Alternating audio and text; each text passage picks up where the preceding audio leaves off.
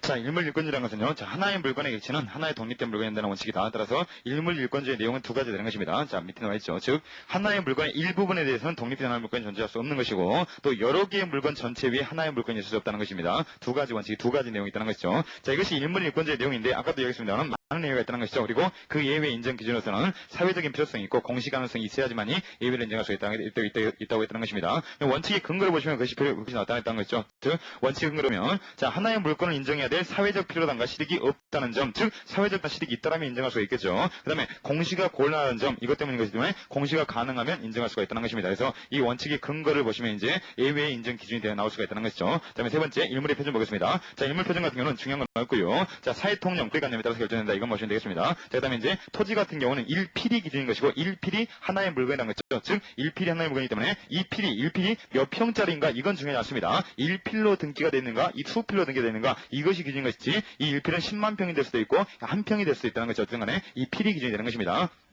자, 그리고 건물 같은 경우 어떻습니까? 자, 토지 전체를 위해서 독립된 별개의 부동산을 취급을 했다는 것이죠. 그래서 토지와 별도로 물건이 있어야 되는 것입니다. 어쨌든 간에 자, 이렇게 토지하고 건물이 기본적으로 이제 부동산이 된다는 것이죠. 자, 그럼 이제 예외 보시면요. 어쨌든 간에 이 예외들이 중요하겠는데 예외 같은 경우는 이제 자, 일물일권주의 예외로서 어떤 것이 되겠습니까? 일부분에 대해서도 물건이 하나 성립할 수 있다는 것, 또 이거 하나고 두 번째, 여러 개의 물건이 하나의 물건이 성립할 수 있다는 예외 이런 것이 되겠죠. 어쨌든 예외 인정 기준은 자, 사회적 필요성과 공시 가능성이 필요하다는 것입니다.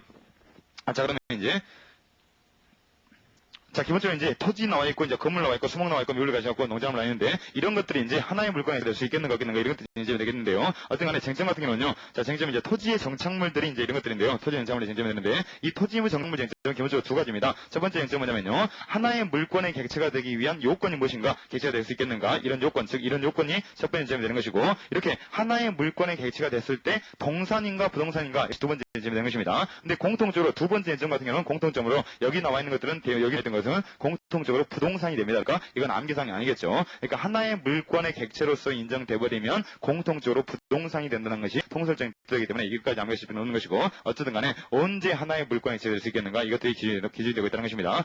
하나의 물건의 객체가 되면 사회가 이게 사회적 필요성이 있고 공시가 가능해야지 하나의 물건이 될 수 있겠죠. 자, 하나씩 보겠습니다. 자, 가끔 보시면요, 토지 보시면요, 일단 토지 같은 경우는 하나의 물건이 되는 것이죠. 그리고 자, 현행 일부화에서는 분필 절차를 받기 전에는 토지 일부를 양도하거나 COC를 가지거나 분필해야지만이 토지 일부를 양도하거나 COC를 갈 수가 있다는 것이죠. 자, 그러나 앞에서 언급한 바와 같이 용익물건 어떻습니까? 자, 토지 일부에 대해서도, 즉 분필 절차를 받지 않더라도 토지 일부에 대해서도 설정할 수 있는 것이었습니다. 자, 그 다음에 이제 좀 되는 것이 자, 미채굴의 광물입니다. 미채굴의 광물이요. 자, 미채굴의 광물은 어디 있습니까? 토지 안에 있는 것이죠. 즉, 토지의 구성 부분 같은 경우는 토지와 별개로, 토지 일부분이기 때문에 토지와 별개로 독립된 권리의 객체가 못 되는 것이 원칙입니다만은 미채굴의 광물은 예외를 구성하는 것이죠. 즉, 미채굴의 광물 같은 경우는 국가의 채굴 취득권이 유보되어 있습니다. 국가의 채굴 취득권이 유보되어 있어가지고 아직 채굴되지 않는 광물 같은 경우는 광업권자를 국가가 지정해가지고 그 광업권자가 그 미채굴의 광물에 대한 채굴권을 취득하게 된다는 것이죠. 이렇게 광업권자가 채굴권을 취득하게 하는데 광업권은 뭐였습니까? 물권이었다고 했다는 것이죠. 준물권이요. 어업권과 광업권은 준물권으로 구성되어 있다는 것입니다. 그렇기 때문에 자, 광업권의 객체가 되는 이렇게 미채굴의 광물 이런 것들이 물권의 객체가 될 수 있겠는가 없겠는가 문제가 된다는 것이죠. 자, 물건의 독립된 객체가 될 수 있겠는가 이것이 문제였는데, 자, 일단 토지 소유권의 내용은 되지 않는다. 이것은 무조건 맞는 문제인 거죠. 자, 토지의 구성 부분이 나가지만 이것은 국가의 데이터적인 채굴 허가권, 이것의 객체가 되기 때문에 국가에게 채굴 허가권이 채굴권이 요구되기 때문에 토지 소유권의 내용은 절대로 안 되는 것입니다. 그러니까 토지 소유권자가 자기 땅 밑에 광물이 있다고 해가지고 광물에 대한 소유권을 취득할 수 있습니까? 그럴 수가 없다는 것이죠. 광물은 달리 취급하는 것입니다. 그러면 이 광물이 미채굴의 광물의 법적 성격이 무엇인가에 대해서 견해들이 비칩니다. 예를 들면 교과서에 아직 안 나와 있는 것이죠. 자, 잠깐 기억해 보면요, 다술정치는 어떤 태도를 적었냐면요, 자, 국가의 데이터적인 채굴 허가권의 객체이다 이렇게 보십니다. 국가의 데이터적인 채굴 허가권의 객체 이렇게 보이고, 학생들의 식은 거의 없기 때문에 그냥 가볍게 적어두시면 되겠습니다. 자, 국가의 데이터적인 채굴 허가권의 객체이다, 이것이 다술정치 태도인 것이고, 소수는 뭐라고 하냐면요, 아니다, 국유에 속하는 독립된 부동산이다 이런 경향이십니다. 국유에 속하는 독립된 부동산이다 이런 경향이십니다. 어쨌든 간에 학설이 이렇게 대립하고 있는데 실익은 없고요. 실익은 없고, 자, 학설이 일치하고 있는 부분은 뭡니까? 어쨌든 간에 토지 소유권의 내용은 안 된다는 것입니다. 토지 소유권의 내용은 안 된다는 것이죠. 토지 소유권자가 그 광물에 대한 소유권을 취득할 수 없다는 점, 이 점만 정확히 보시면 되겠습니다. 자, 그다음에 그리고 미채굴의 광물은 기본적으로 광업권에 객체되는 것이고요. 준물권에 객체된다는 것입니다. 그다음 밑에 나온 꺽쇠팔로 보시면요, 자, 토속이라는 것은 절대로 광물이 아닌 것이죠. 토속이라는 것은 광물이 아니기 때문에 이 광물하고는 전혀 다른 것입니다.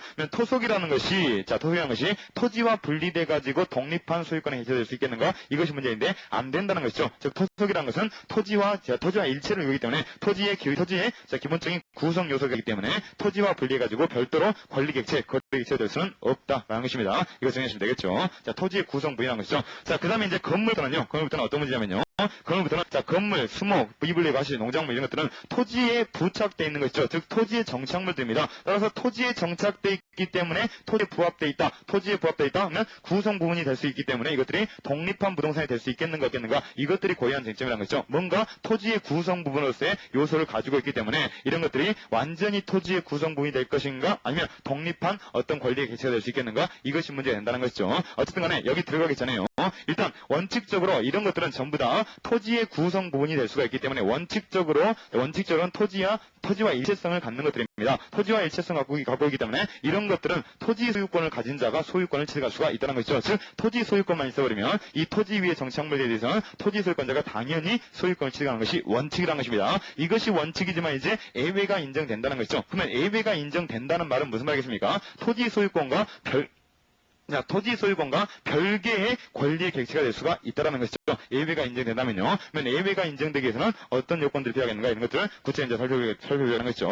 자, 건물 보겠습니다. 자, 근데 건물이라는 것은 이런 다른 것들과는 좀 다른 측면이 있죠. 왜 그렇습니까? 우리민법 자체가 건물은 토지에 부합되지 않는다라고 규정하고 있기 때문에 건물은 토지와 별개의 부동산으로서 독립성을 가지고 있다는 것입니다. 따라서 건물 같은 경우는 토지에 정착돼 있다 할지라도 토지 소유권자가 당연히 건물 소유권을 취득하는 것은 아니라는 것입니다. 아예 독립된 별개의 부동산으로서 별개 부동산으로서 이렇게 별개 부동산으로서 취급하고 이름을 해요. 그래서 건물은 토지와는 별개의 부동산으로서 독립성을 가지고 나와 있습니다. 그리고 특히 집합건물법, 이 집합건물 같은 경우는 일동의 건물 일부에 대해서도 구분소유가 인정된다는 것이죠. 그리고 이렇게 일동의 건물 일부에 대해서도 구분소유가 인정되려면 구조상, 기능상 독립성이 있다는 거 아까 잠깐 정리되어 있었을 겁니다. 그래서 정리하시면 되겠고요. 그래서 295페이지에 구분소유권 인정되기 위한 요건들을 지금 나와 있습니다. 네, 다음 보시면요. 자, 이제 수목부터가 본질적인 쟁점이 되는 것입니다. 수목하고 미분리 과실하고 농작물 이 세 가지 쟁점인데요. 이 수목 같은 경우도 토지의 정착물이기 때문에 물권의 객체가 되지 못한다. 어디까지나 원칙이라는 것이죠. 즉 토지에 부합되어 있다는 것입니다. 독립성이 없다는 것이죠. 즉 독립성이 없기 때문에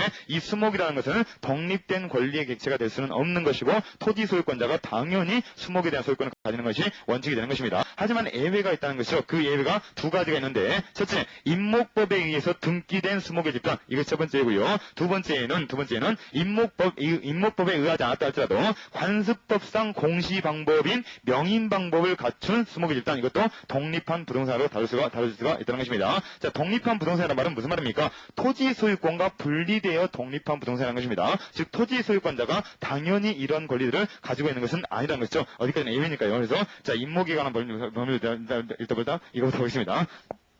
자, 임목에 관한 법률에서 등기된 수목을 일단 보시면요. 자, 즉 임목이라는 것은 독립된 부동산으로 던진다. 첫 번째 질문이 되겠습니다. 어쨌든 간에 결론 다 뭐였습니까? 예외가 인정되면 전부 다 독립된 부동산이 된다고 했다는 것이죠. 임목 등기를 갖춰버리면 독립된 부동산이 된다. 무엇으로부터 독립된 것입니까? 토지로부터 독립된 부동산입니다. 독립된 부동산을 달아가지고 양도와 저당권의 목적으로 할 수 있다고 하지 않습니까? 거기다가 동그라미 치시고 양도 밑에다가 소유권 적어주시기 바랍니다. 즉 독립한 소유권의 객체도 되고 독립한 저당권의 목적도 될 수가 있다는 것입니다. 즉 임목법에 의해 가지고 임목 등기가 돼버리면 소유권 등기도 가능한 것이고 자 저당권 등기도 가능한 것입니다. 그래서 소유권과 저당권이 객체될 수가 있다는 것입니다. 그다음에 두 번째 예외인 자 등기 없이 즉 임목 등기 없이 명인 방법이라는 것은 관습법상 인정되는 공시 방법입니다. 즉 우리 물권법상 인정되는 공시 방법은 두 가지밖에 없는 것이죠. 자 등기하고 인도 이 두 가지밖에 없는데 등록이라는 것이 이제 특별법상 인정되고 있고요. 이런 것들밖에 없는데 이런 것들이 없다 할지라도 물권법정지에서 자 법률 또는 관습법에 의해서 이렇게 참수될 수 있기 때문에 관습법에 의한 공시방법을 인정해주고 있다는 것이죠. 그럼 명인방법이라는 것은 특별한 것이 아니라요. 뭐 새끼줄 치거나 여기다가 표딱지 붙여가지고 내거 이렇게 적어놓거나 이런 것들이 명인방법인 것입니다. 자 이런 것들을 갖췄을 때는 공시방법이 있는 것이고 어떻게 되는 것입니까? 독립한 부동산이 될 수가 있다는 것이죠. 독립한 부동산이 될 수 있는 것입니다. 어쨌든 간에 명인방법의 내용이라든가 구체적 내용은 나중에 물권 변동과 들어가서 정리할 겁니다. 어쨌든 중요한 것은 이 수목이라는 것은 원칙적으로 토지에 부합하지만 토지에 부합하고 독립한 물건이 객체될 수 없지만 자 예외적으로 두 가지 예외가 인정되는 경우에는 독립한 부동산을 다룰 수가 있다는 것이죠. 그리고 이제 아까 이제 임목에 의한 등기 같은 경우는 소유권과 저당권의 목적으로 될 수 있다고 했지 않습니까? 근데 명인 방법에 의해서 독립한 부동산이 될 때는 소유권만 공시할 수 있지 저당권은 공시할 수 없다는 것이 굉장히 중요한 것입니다. 즉 임목보상 이렇게 생기면 아예 뭡니까 등기부가 있어가지고 소유권도 공시할 수 있고 뭡니까 저당권도 공시할 수 있는데 명인 방법은 아까 했듯이 새끼줄 두르고 이렇게 펴딱지 붙이기 때문에 거기다가 저당권 설정할 수 있겠습니까? 안 되겠다는 것이죠. 따라서 소유권만 공시할 수 있다. 내 거 할 수 있지만 나는 이걸 누구에게 저당권 설정했습니다. 피단 붙이고 나갑니다. 이것을 적을 수는 없다는 것이 따라서 자 명인 방법에 따라서는 저당권을 공시할 수는 없다는 것입니다. 여기다 반드시 적어두시기 바랍니다. 소유권은 공시할 수 있지만 저당권은 공시할 수 없다. 임목보 탈점이 되는 것입니다. 자, 한번 미분리 과실 보시면요. 자, 이 미분리 과실은 무엇의 일부입니까? 일단 토지의 일부가 아니라 수목의 일부가 되는 것이죠. 자, 아직 분리하자는 과실이요. 주렁주렁 열려있는 사과드린 것입니다. 이런 것들은 수목의 일부가 되기 때문에 수목의 부합이 되겠죠. 그래서 수목 소유권자가 소유권을 취득한 것입니다. 자, 그러면 수목 소유권은 누구에게 있습니까? 원칙적으로 토지 소유자에게 있다는 것이죠. 토지 소유자에 따라서 미분리 과실은 원칙적으로 토지 소유권의 일부이기 때문에 독립한 객체가 될 수가, 독립한 물권의 객체가 될 수 없는 것이 원칙입니다. 다만 예외적으로 명인 방법을 갖춘다라면 이것도 관습포상 인정된 물건인 것이죠. 즉 명인 방법을 갖춰가지고 독립한 물건으로서 거래 목적이 될 수가 있다 하고 있다는 것입니다. 그리고 다솔 진술은 전부 다 이렇게 부동산을 보고 있습니다. 소설 같은 경우는 동산을 보고 있는 이유가 있습니다만 이 소설까지 전할 필요는 없겠고요. 다솔대로 그냥 전부 다 이렇게 싸잡아가지고 부동산으로 간주한다 이렇게 보시면 되겠습니다. 여튼간에 이 미분리 과실도 명인 방법을 갖춰버리면 독립한 부동산으로서 독립한 물건의 객체가 될 수가 있다는 것이죠. 자, 마음 보시면 농장을 보겠습니다. 농장을 보겠습니다. 이 농작물은 굉장히 중요하죠. 자, 농장을 보시면요. 이 농작물도 전체로 어떤 특징을 가지고 있습니까? 땅으로부터 자란 것이죠. 토지에 부착되어 있다는 것입니다. 즉, 토지에 부착되기 때문에, 자, 원칙적으로 어떻습니까? 토지 소유권의 객체가 되어야 되겠죠. 즉, 토지 소유권 내용이 불가능한 것입니다. 독립한 물권의 객체가 될 수 없는 것이 원칙이 되겠죠. 그렇지만 이제 농작물에 대해서는 특별하게 취급하고 있다는 것입니다. 보시면요. 각종의 농작물은 토지의 일부이지만 정당한 권한에 의해 가지고, 즉, 임차권이라든가 정당한 권한이 있지 않습니까? 토지를 사용할 수 있는 거리요. 이 정당한 권한에 의해 가지고 타인의 토지에서 경제자비하면 그 농작물은 토지에 부합하지 않고 무슨 말입니까? 토지의 일체가 되지 않고 독립된 별개의 부동산으로 취급될 수가 있다는 것이죠. 즉 토지 소유권자하고 경작물 소유권자가 달라질 수가 있다는 것입니다. 자, 근데 이것이 자 학설의 태도입니다. 학설이요. 학설 같은 경우는 나중에 보시면 이제 부합이라는 부분이 나오는데 이 부합의 예외로 부합되지 않는 경우가 있거든요. 이렇게 부합되지 않으려면 정당한 권한이 있어야 하고 독립성이 있어야 하는 것입니다. 여기 옆에 적으시기 바랍니다. 정당한 권한과 독립성 이것이 요건입니다. 부합되지 않게 되면요. 부합되지 않는단 말은 독립한 물권의 가치가 될 수 있다는 말인 건데 독립한 물건에 있어야 되려면 언제나 정당한 권한이 있어야 되는 것이고 독립성이 있어야 되는 것입니다. 어쨌든 간에 독립된 물건에 있어야 되려면 독립성이 필요하겠죠. 그렇기 때문에 정당한 권한과 독립성이 있어야 되는 것입니다. 자, 그렇지만 이것은 학설의 태도이지만 판례가 그렇게 보지 않는 것이고 이 판례가 너무너무 중요하다는 것이죠. 그리고 판례의 내용은 네 가지가 쟁점이 있습니다. 그래서 네 가지 쟁점을 반드시 정해야 되는 것입니다. 그래서 방금 봤던 것은 즉, 자, 권한이 있어야 되는 것이고 독립성이 있어야 한다. 이것은 학설이 인정하는 기준이지만 판례는 이 기준을 따르고 있지 않다는 것입니다. 판례는 뭐냐면 첫 번째는요. 자, 판례는 권한 없이 이것이 첫 번째입니다. 쟁점이요. 첫 번째 권한 없이 타인의 토지에 농작물을 심은 경우에도 그 농작물을 경작자의 소유로 인정한다. 무슨 말입니까? 토지 소유권자의 소유가 아니라 경작한 사람, 씨 뿌리고 가꾼 사람 이 사람에게 소유권을 독립적으로 별개로 인정해 준다는 것입니다. 즉 권한이 없어도 된다는 것이죠. 학설 같은 경우는 권한이 있어야 한다 했는데 자 판례 같은 경우는 권한이 불필요하다고 보였다는 것입니다. 권한 없이도 이렇게 할 수가 있다는 것이고요.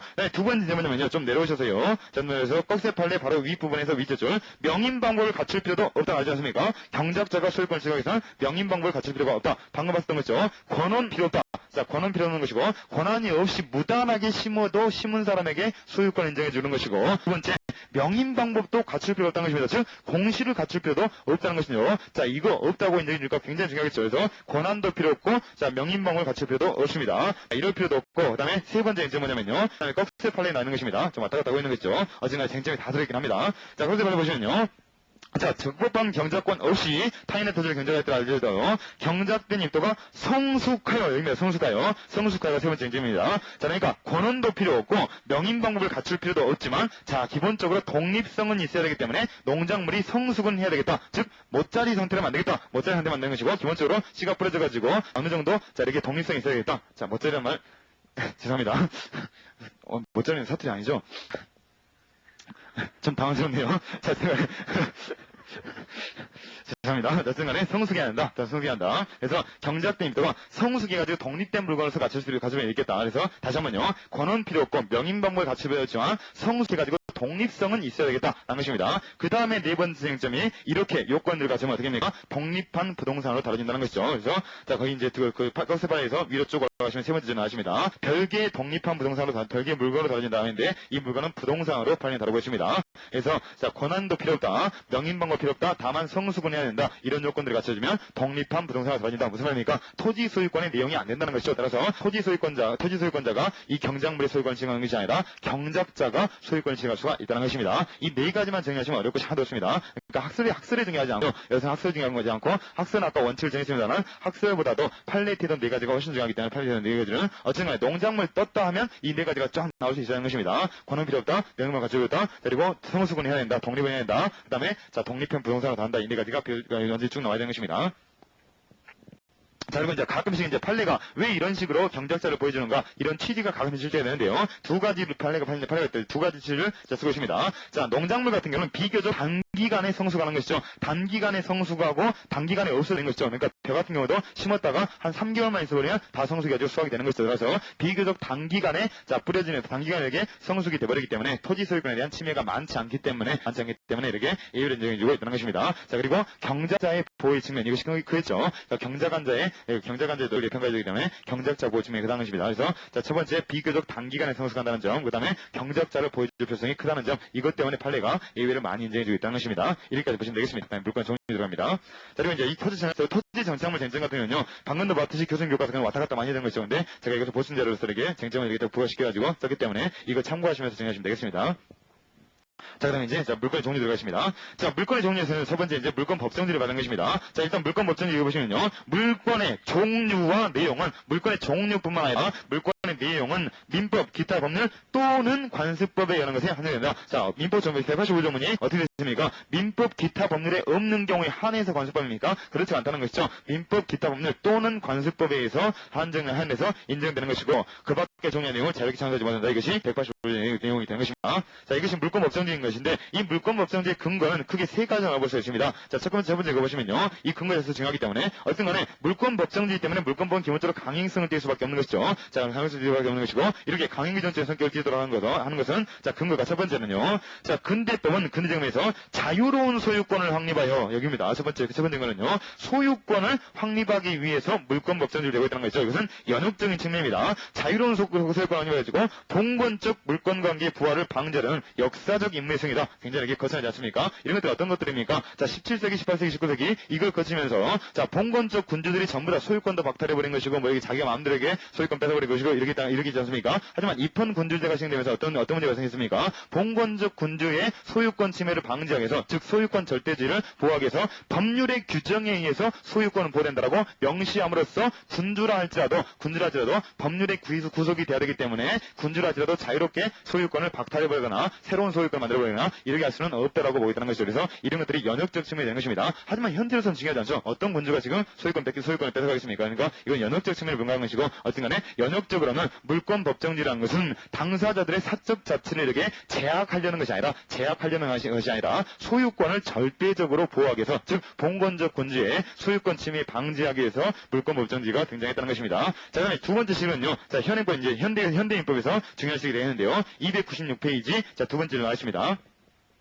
자, 비토적 지배권인 물권의 법률을 엄격히 규정한 것은 제3자에게 발생할 수 있는 불특의 손해를 방지하고 거래 안전을 위한 공시 원칙을 관철하기 위한 일이다. 이것이 두 번째 근거가 되는 것입니다. 자, 이것은 뭐겠습니까? 물권 같은 경우는 데이터성을 가지고 있기 때문에 제3자에 대한 이해관계들이 굉장히 크다는 것이죠. 제3자에 대한 이해관계들이 크기 때문에 물권의 종류를 함부로 창설할 수 있거나 물권의 내용을 함부로 정할 수 있게끔 해버리면 제3자에게 굉장히 이렇게 피해가 많을 수 있기 때문에 이런 측면에서 자, 물권 법정지를 규정하고 있다는 것입니다. 그 다음에 세 번째 이제 근거가 나오는데요. 교수님께서 이제 안 쓰고 계십니다. 하지만 이 세 번째 근거들이 다른 교수님께서 굉장히 굉장히 이렇게 좋아하시는 문구들이거든요. 자, 세 번째 근거는 뭐냐면요. 소유권을 강화하기 위한 것이다. 제가 말합니다. 소유권을 강화하기 위한 것이다. 이 소유권을 강화하기 위한 것이다는 아까 봉건적 측면 이것이 아니라요. 소유권을 강화하기 위한 것이다. 옆에 적어주고 그 옆에다가요. 제한물권을 엄격히 법정함으로써 소유권을 강화하기 위한 측면이다. 보시기 바랍니다. 제한물권을 엄격히 법정함으로써 소유권을 강하게 한 것이다. 적용합니다. 제한 물권은 엄격히 법정해가지고 소유권 강화시키겠다는 것이죠. 자, 이런 것들은 왜 그렇습니까? 자, 기본적으로 물권 법정지는 이런 식으로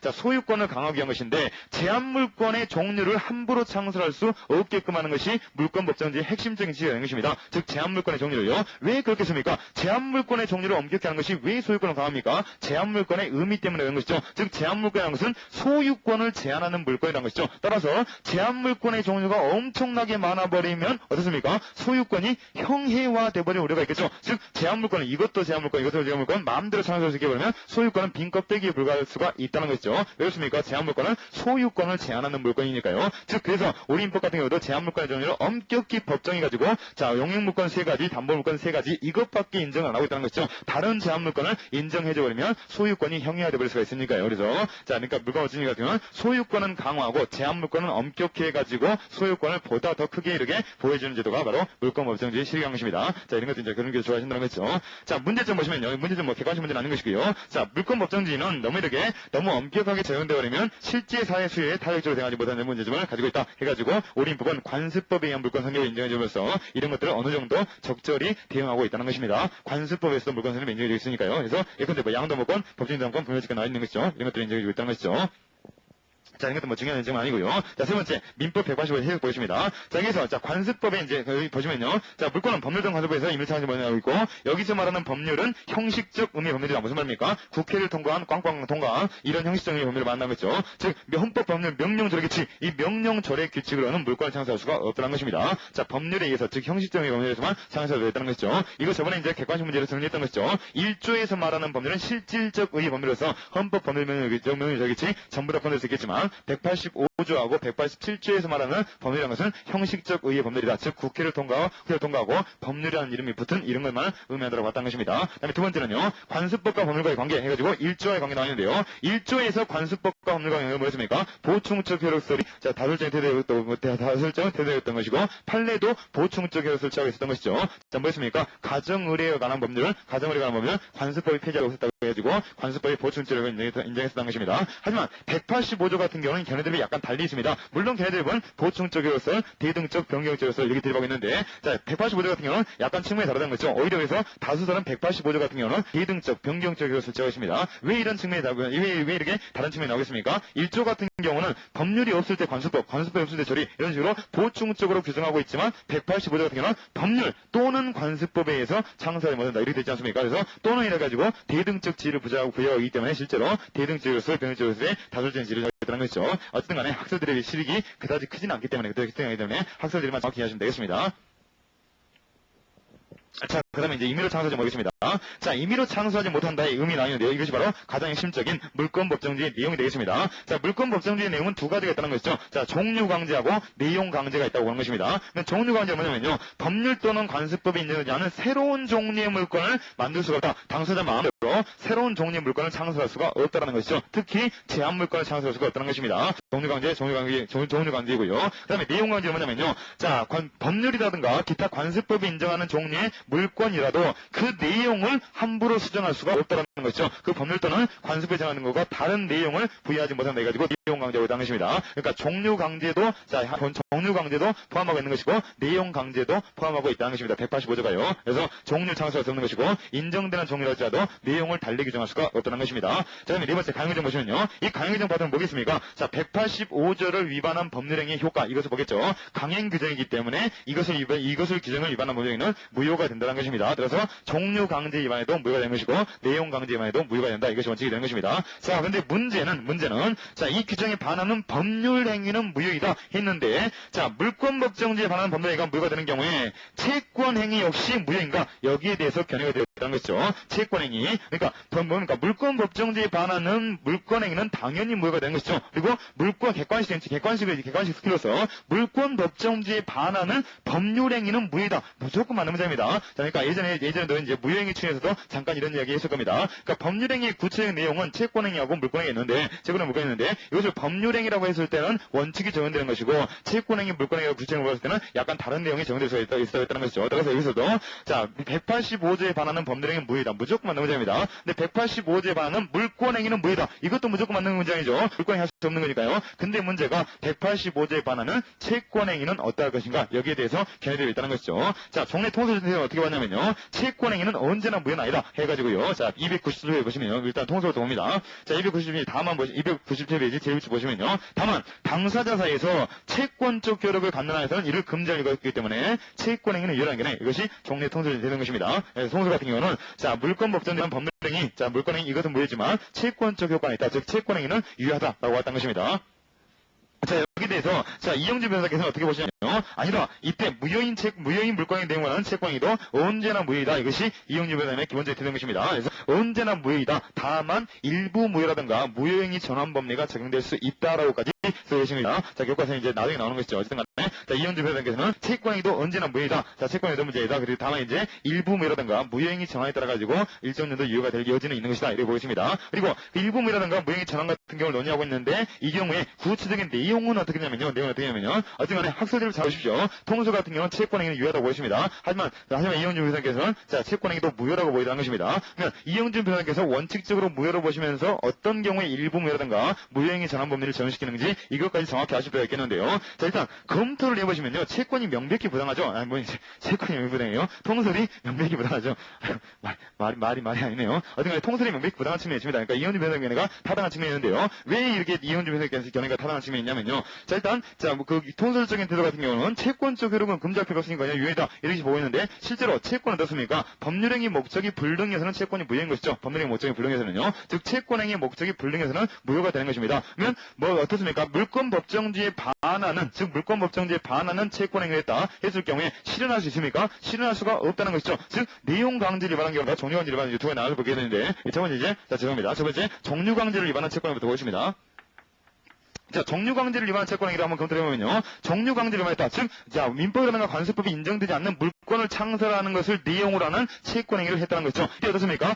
창설할 수 있습니까? 불가능이라는 것이죠. 즉, 목적이 실현이 불가능하다는 것입니다. 다른 종류의 물권을 창설할 수가 없으니까요. 그러면 채권 같은 경우에 여기에 아무런 하자사가 없다 할지라도 목적이 불능이어버리면 어떻습니까? 무효가 되는 것이죠. 원시적 불능 아니겠습니까? 원시적 불능이요. 어떤 경우에도 실현 가능성이 없다는 것입니다. 따라서 정류강제에 위반하는 채권행위도 원시적 불능이기 때문에 무효가 된다라고 설명하고 계신다는 것이죠. 자, 지금 정류강제에 관한 경우는 완전히 무효가 되는 것이고 이런 경우에는 무효행위 전환이라든가 일부 법리가 적용될 여지가 거의 없겠죠. 어떤 간에 첫 번째 정류강제 위반하면 채권행위의 목적이 원시적 불능이기 때문에 무효라고 설명하고 계신다는 것입니다. 그 다음에 두 번째요. 자, 내용강제 위반을 시키면 어떻게 될 것이냐. 자, 내용강제라는 게 뭡니까? 자, 민법이라든가 관습법이 인정되는 물권이긴 하지만 내용을 달리 정하고 있다는 것이죠. 가장 대표적인 것이 뭡니까? 저당권을 양당사자가 A하고 B라는 양당사자가 저당권을 설정하고 있습니다. 저당권 설정하는 것은 자, 뭐 어떻습니까? 우리 민법상 저당권 인정하기 때문에 아무런 위반이 아닌 것이죠. 하지만 저당권의 내용이 있어서 자, 우리 민법상 저당권 내용은 어떻게 되냐면요. A라는 사람이 저당권 설정자고 B라는 사람이 저당권자이다. 이렇게 돼 있으면 자, 누가 점유를 갖습니까? 저당 목적물이 된 점유를 누가 합니까? 저당권 설정자가 하도록 돼 있다는 것입니다. 저당권자가 점유하는 것이 아니라 저당권 설정자에게 여전히 점유를 유지시키고 있는 것이 우리 민법의 저당권 제도인 것입니다. 근데 당사자 약정으로서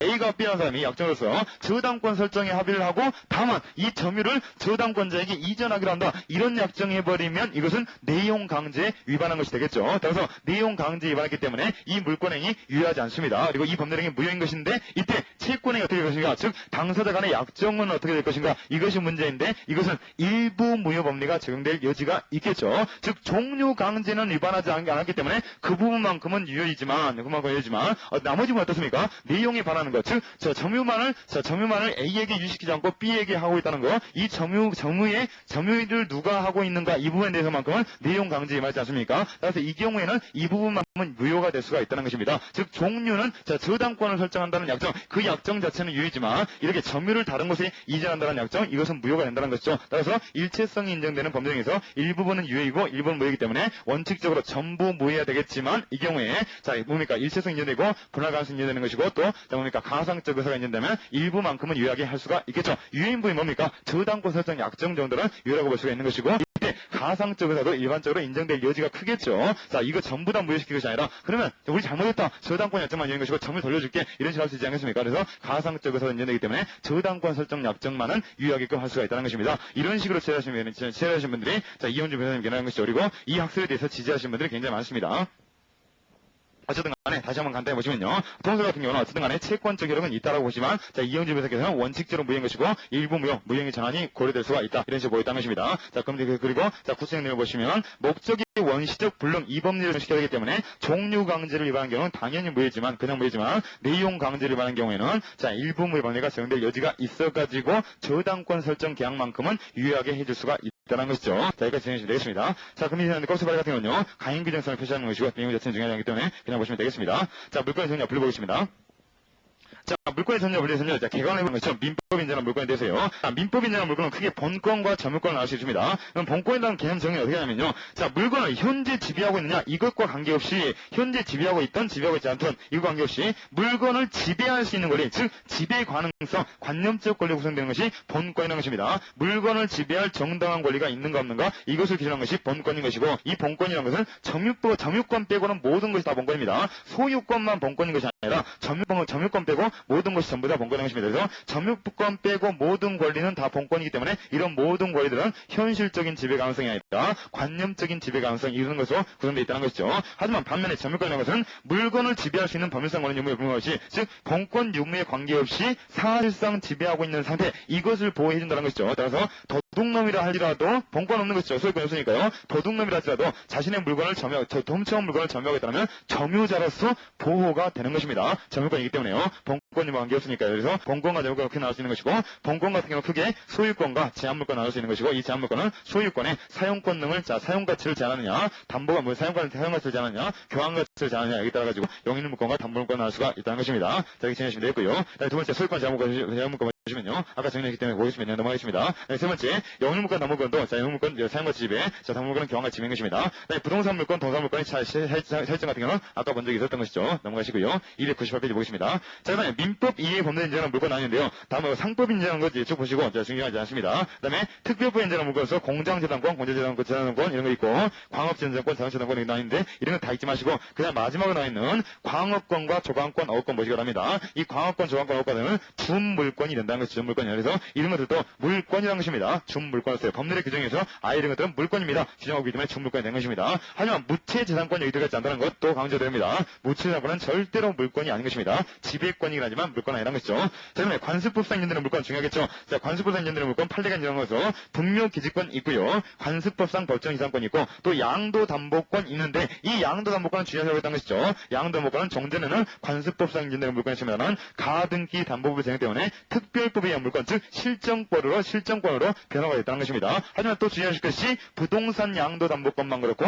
동산 양도담보권 같은 경우는 판례가, 자, 학설 같은 경우는 동산 양도담보, 부동산 양도로 되지 않고 가등기 담보법이 다 적용된다 이렇게 보겠지만, 판례 같은 경우는, 자, 동산 양도담보에는 가등기 담보법을 적용시키지 않고 있기 때문에 동산 양도담보는 여전히 관습법상 물권이 되겠죠. 판례에 따르면요. 자, 그 다음에, 자, 출제가 많이 되는 것으로서 온천권 판례가 있습니다. 온천권은 독립한 관습법상 물권이 될 수 없다. 이것이 판례입니다. 온천권은 관습법상 물권으로 인정될 수 없다. 온천권은, 자, 토지 소유권의 내용이다라고 보였다는 것입니다. 온천권은 독립된 물권이 아니다라고 보입니다. 자, 그래서 온천권 가입하고 판례 적어주시면 되겠죠. 자, 물권 효력 들어가겠습니다.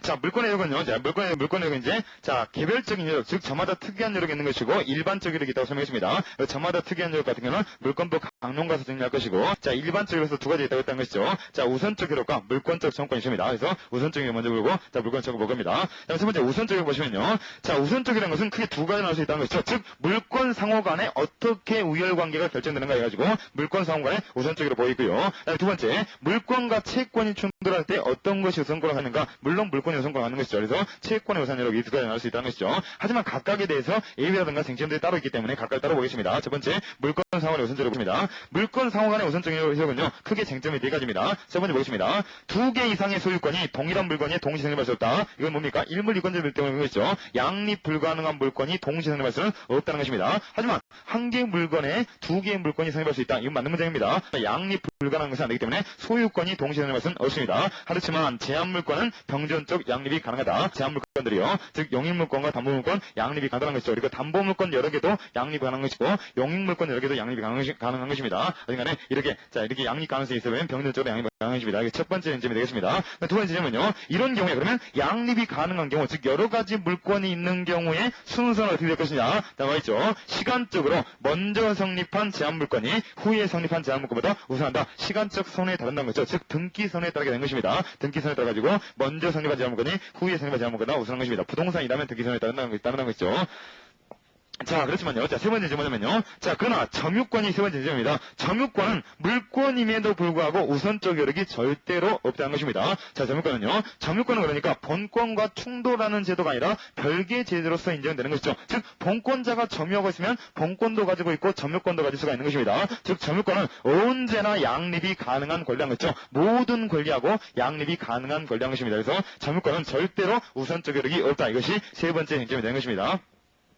자, 그러면 이제 교과서에 나오지 않은 것으로서, 자, 네 번째 지점 뭐냐면요. 제한물권은 소유권에 우선한다. 맞는 문제입니까? 틀린 문제입니까? 맞는 문제입니까? 틀린 문제입니까? 제한물권은 소유권에 우선한다. 맞는 문제에 대한 것입니다. 제한물권은 소유권에 우선한다. 즉, 소유권이 훨씬 더 권능이 강한 것 같지만, 왜 제한물권이 소유권보다 우선합니까? 제한물권은 고유한 효력에 있어서만큼은 소유권을 제한하는 효력이 있는 것이죠. 즉, 자, 영익물권 같은 게 어떻습니까? 소유권의 사용권능을 제한하는 것이죠. 영익물권이 설정되어 있으면 사용권능의 측면에서는 소유권자보다 제한물권자가 우선할 수밖에 없다는 것입니다. 소유권자가 사용할 수 있는 것이 아니라 영익물권자인 전세권자, 재산권자, 지상권자 이런 사람들이 사용할 수가 있는 것이죠. 따라서 제한물권은 언제나 소유권자보다 우선할 수밖에 없는 것입니다. 그래서 제한물권은 소유권을 우선한다. 맞는 문장이 되는 것입니다. 고유한 효력에서는 언제나 제한물권이 소유권보다 우선적 효력이 있다는 것입니다. 여기까지 정리하시면 되겠습니다. 그러면 물권 상환 우선적 효력 4가지 점 전부 다 정리했고요. 자, 그 다음에 나오는 거 가볍게 읽어보시면 되는 것이고요. 자, 299페이지 보겠습니다. 자, 채권에 우선한 효력이 있다는 것이죠. 자, 이 채권에 우선한 효력은요. 3단계로 정리되는 것입니다.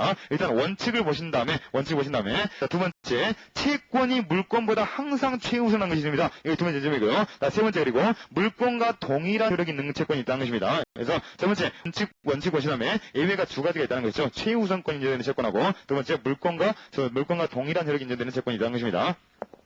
첫 번째 이제 원칙을 확인하면요. 일단 원칙은 뭡니까? 동일물에 대해서 채권과 물권이 병존하는 경우에 성립식이 불문하고 자, 성립식이 불문합니다. 이것도 중요한 것이죠. 성립식이 불문하고 항상 물권이 우선한다. 이것이 원칙입니다. 성립순이 불문하고 항상 물권이 우선한다. 즉 물권은 나중에 성립하고 채권이 먼저 성립되다 할지라도 언제나 물권이 우선한다는 것이죠. 이중매매가 대표적인 내용인 것이죠. 제1매수인이 채권을 아무리 먼저 취득해봤자 제2양수인이 물권 취득해보면 물권자가 언제나 우선권을 가지는 것이죠. 그래서 성립식이 불문하고 항상 물권이 우선한다. 이것이 원칙이 되는 것입니다. 하지만 이제 여기에 대해서 두 가지의 예외가 있다는 것이죠. 첫 번째 예외는 아예 순서를 거꾸로 바꾼 것입니다. 언제나 채권이 우선하게끔 하는 채권도 있다는 것이죠. 물권하고 채권이 충돌할 때 언제나 그 채권이 우선권을 가지는 채권이 세 가지가 있다는 것입니다. 자, 첫 번째는요. 자, 주택임차보호부상 소액보증금 최우선 면제권이죠. 그래서 소액보증금 최우선 면제권 적어두시기 바라고요. 자, 교과서에 나와 있긴 합니다만, 자, 분리를 잘 분리되게, 자, 3만원에 좀 해놓으셨기 때문에, 되게, 최우선권 있는 것과, 자, 최우선권 있는 것 해가지고 세 가지를 따로 정리하셔야 합니다. 첫 번째는 소액보증금 최우선 면제권입니다. 소액보증금 최우선 면제권이고요. 두 번째는 선박우선특권입니다. 이 선박우선특권도 어떤 물건보다도 최우선권이 있는 것입니다. 선박우선특권이요. 첫 번째 소액보증금 최우선 면제권, 두 번째 선박우선특권이고요. 자, 세 번째가, 자, 근로기준법상 임금채권 최우선 면제특권이십니다. 임금채권, 근로기준법상 임금채권 적으시면 될 겁니다. 근로기준법상 임금채권이요. 자, 근로기준법상 임금채권이고, 자, 구체적으로는, 자, 최후 3개월간의 임금채권입니다. 최후 3개월간에서 가로 열고 3개월간 적으시기 바랍니다. 자, 근로기준법상 임금채권, 최후 3개월간 여기 적으시기 바랍니다. 어쨌든 간에 이 세 가지는 물권과 충돌할 때는 언제나 최우선권이 있다는 것입니다. 성립순위 불문하고 언제나 최우선권이 있는 것입니다. 최우선권이요. 세 가지 정리했습니다. 그 다음에 두 번째 유형으로서 이제 세 번째 보시면요. 자, 물권과 동일한 효력이 인정되는 것이 있다는 것이죠. 물권과 동일한 효력이요. 자, 물권과 동일한 효력이 있다? 무슨 말입니까? 물권과 동일한 효력이 있다면 성립순위에 따라가지고 물권보다 우선할 수도 있고 물권보다 열 위에 있을 수도 있다는 것이죠. 그러니까 먼저 성립해 있으면 물권보다 우선권이 있는 것이고 나중에 성립해 있으면 물권보다 우선권이 없는 것입니다. 이런 식으로 물권과 동일하게 제한물권이 어떻습니까? 성립순위에 따라가지고 우열이 달려진 것이죠. 이런 식으로 동일하게 보는 것이 있다는 것이죠. 자, 첫 번째 뭐냐면요. 조세채권입니다. 저세채권이요. 즉 저세채권 같은 경우는 저세가 언제 성립했는가 여기에 따라 가지고 달라진다는 것이죠. 자, 물권보다도 저세가 먼저 성립하고 있으면 저세채권이 우선한 것이고, 그렇지 않고 반대로 물권이 먼저 성립돼 있고 저세가 나중에 이렇게 성립돼 있으면 저세가 우선권이 없는 것입니다. 물권이 우선권이 있다는 것이죠. 이런 식으로 성립이 있다는 것 첫 번째 저세채권입니다. 그다음에 두 번째 대항력 있는 임차권 있겠죠. 대항력 있는 임차권이요. 대항력 있는 임차권입니다. 그리고 이 대항력이라는 것은 민법상 등기 그리고 주택임대차보호상, 자, 주민등록과 인도 이렇게 있습니다. 그래서 그러니까 이곳에 있는 것은 나중에 볼 거니까 일단 대항력 있는 임차권 적으시기 바랍니다. 자, 네, 세 번째는요, 대항력과 확정일자를 갖춘 확정일자를 갖춘 보증금 반환 청구권 적으시기 바랍니다. 주택임대차 보호상, 대항력과 확정일자를 갖춘 보증금 반환 청구권이요. 자, 이 대항력과 확정일자를 갖춘 보증금 반환 청구권은 아까 말했던 소액보증금과는 다릅니다. 자, 소액보증금 같은 경우는 일정한 범위에 있는 소액보증금 같은 경우는 최우선 특권을 주는 것인데, 이건 그것과 다른 것입니다. 자, 이건 소액보증금이 아니라 대항력과 확정일자를 갖춘 자, 보증금 반환 청구권입니다. 그 다음에 네 번째는요, 자, 가등기에 기해서 보존된 청구권 보시기 바랍니다. 가등기에서 보존된 청구권이요. 자, 기본적으로 전부 다 교과서에 나와 있는 것들이죠. 자, 순서가 있는데 잘못되기 전에 좀 이렇게 수정해야 되는 것이다. 네 번째는 가등기에서 순위가 보존된 청구권들이겠죠. 자, 이런 것들이 이제 채권의 우선으로 정리한 것이고, 이렇게만 정리하시면 틀릴 것이 하나도 없을 겁니다. 첫 번째, 원칙은 언제나 물권이 우선한다. 두 번째, 자, 하지만 이제 채권이 최우선하는 것이 있고, 세 가지가 있다. 근로기준법상 임금청구권, 그리고 선박우선특권, 세 번째, 소액보증이 있었습니다. 이제 그 다음에 마지막으로 이제 물권과 동일한 효력이 있는 것이다. 즉, 성립순위에 따른 것이 있다. 이것이 네 가지 있었고, 저세채권하고 대항력인 임차권, 그리고 대항력과 확정일자를 갖춘 보증금 반환 청구권, 그 다음에 네 번째, 가등기에서 보존된 청구권들, 이런 것들이 있다는 것입니다. 자, 그러면 이제 저세채권 같은 경우는 이제 나중에 보시면 이제 저당 공부하시면 약간 달리 등장할 겁니다. 그러니까 저세채권, 일반적인 저세채권은 방금 봤듯이 물권과 성립순위에 따르지만 옆에서 적으시기 바랍니다. 저세채권에서도 일반적인 저세채권 같은 경우는 자, 물권과 동일하게 성립순위에 따른 것이지만 물건 자체, 그 물건 자체에 대한 조세는 언제나 최우선 특권이 있다는 것이죠. 물건 자체에 대한 조세는 언제나 최우선 특권이 있다. 설명 자세는 나중에 저당 공부 할 거고요. 옆에서 적으시기 바랍니다. 어쨌든 간에 이것도 굉장히 중요한 점이기 때문에 나중에 원칙은 이렇게 저세채권이 물권과 동일하게 성립순위에 따른다. 이것이 원칙이지만 그 물건 자체에 대한 조세는 언제나 최우선권이 있다는 것도 객관식 문제에서 많이 시도되고 있거든요. 그러니까 구체적인 설명은 나중에 할 거니까요. 여기서 그대로 적어주시기만 하기 바랍니다.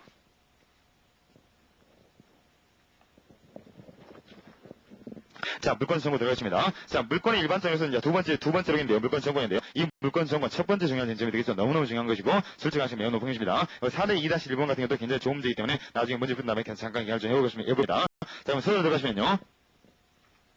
자, 그러면 물권 청구권도 굉장히 중요한 쟁점이기 때문에 일단 의의를 봐야겠죠. 자, 여기 보시면요. 자, 물권의 내용으로서 구체된 지배가 방해당하거나 또는 방해당할 염려가 있는 경우에, 자, 방해당할 염려가 있는 경우에, 자, 그러니까 물권의 내용이 방해가 당하거나 방해당할 염려는 경우에, 즉, 방해당한 경우에 한정하지 않고 방해당할 염려만 있어도 물권 청구이 발생할 수 있다는 것입니다. 조금 이따, 자, 뭡니까? 이렇게 요건에서 볼 겁니다. 자, 이런 경우에 물권자가 방해자에 대해서 방해 제거 청구하고 예방에 필요한 청구를 할 수 있는 권리, 이런 것들을 물권자 청구를 하는 것이고, 이 물권 청구 인정하는 이유는 물권의 효력, 물권의 실효성을 확보하기 위한 것이라는 것이죠. 즉, 방해를 하고 있는데 물권자가 아무것도 못한다 해버리면 물권의 내용이 실현될 수가 없겠죠. 즉, 물권을 실현해서 구체적으로 얘기하고 있다는 것입니다. 물권의 배타성을 확보하기 위한 것이라고 볼 수 있겠죠.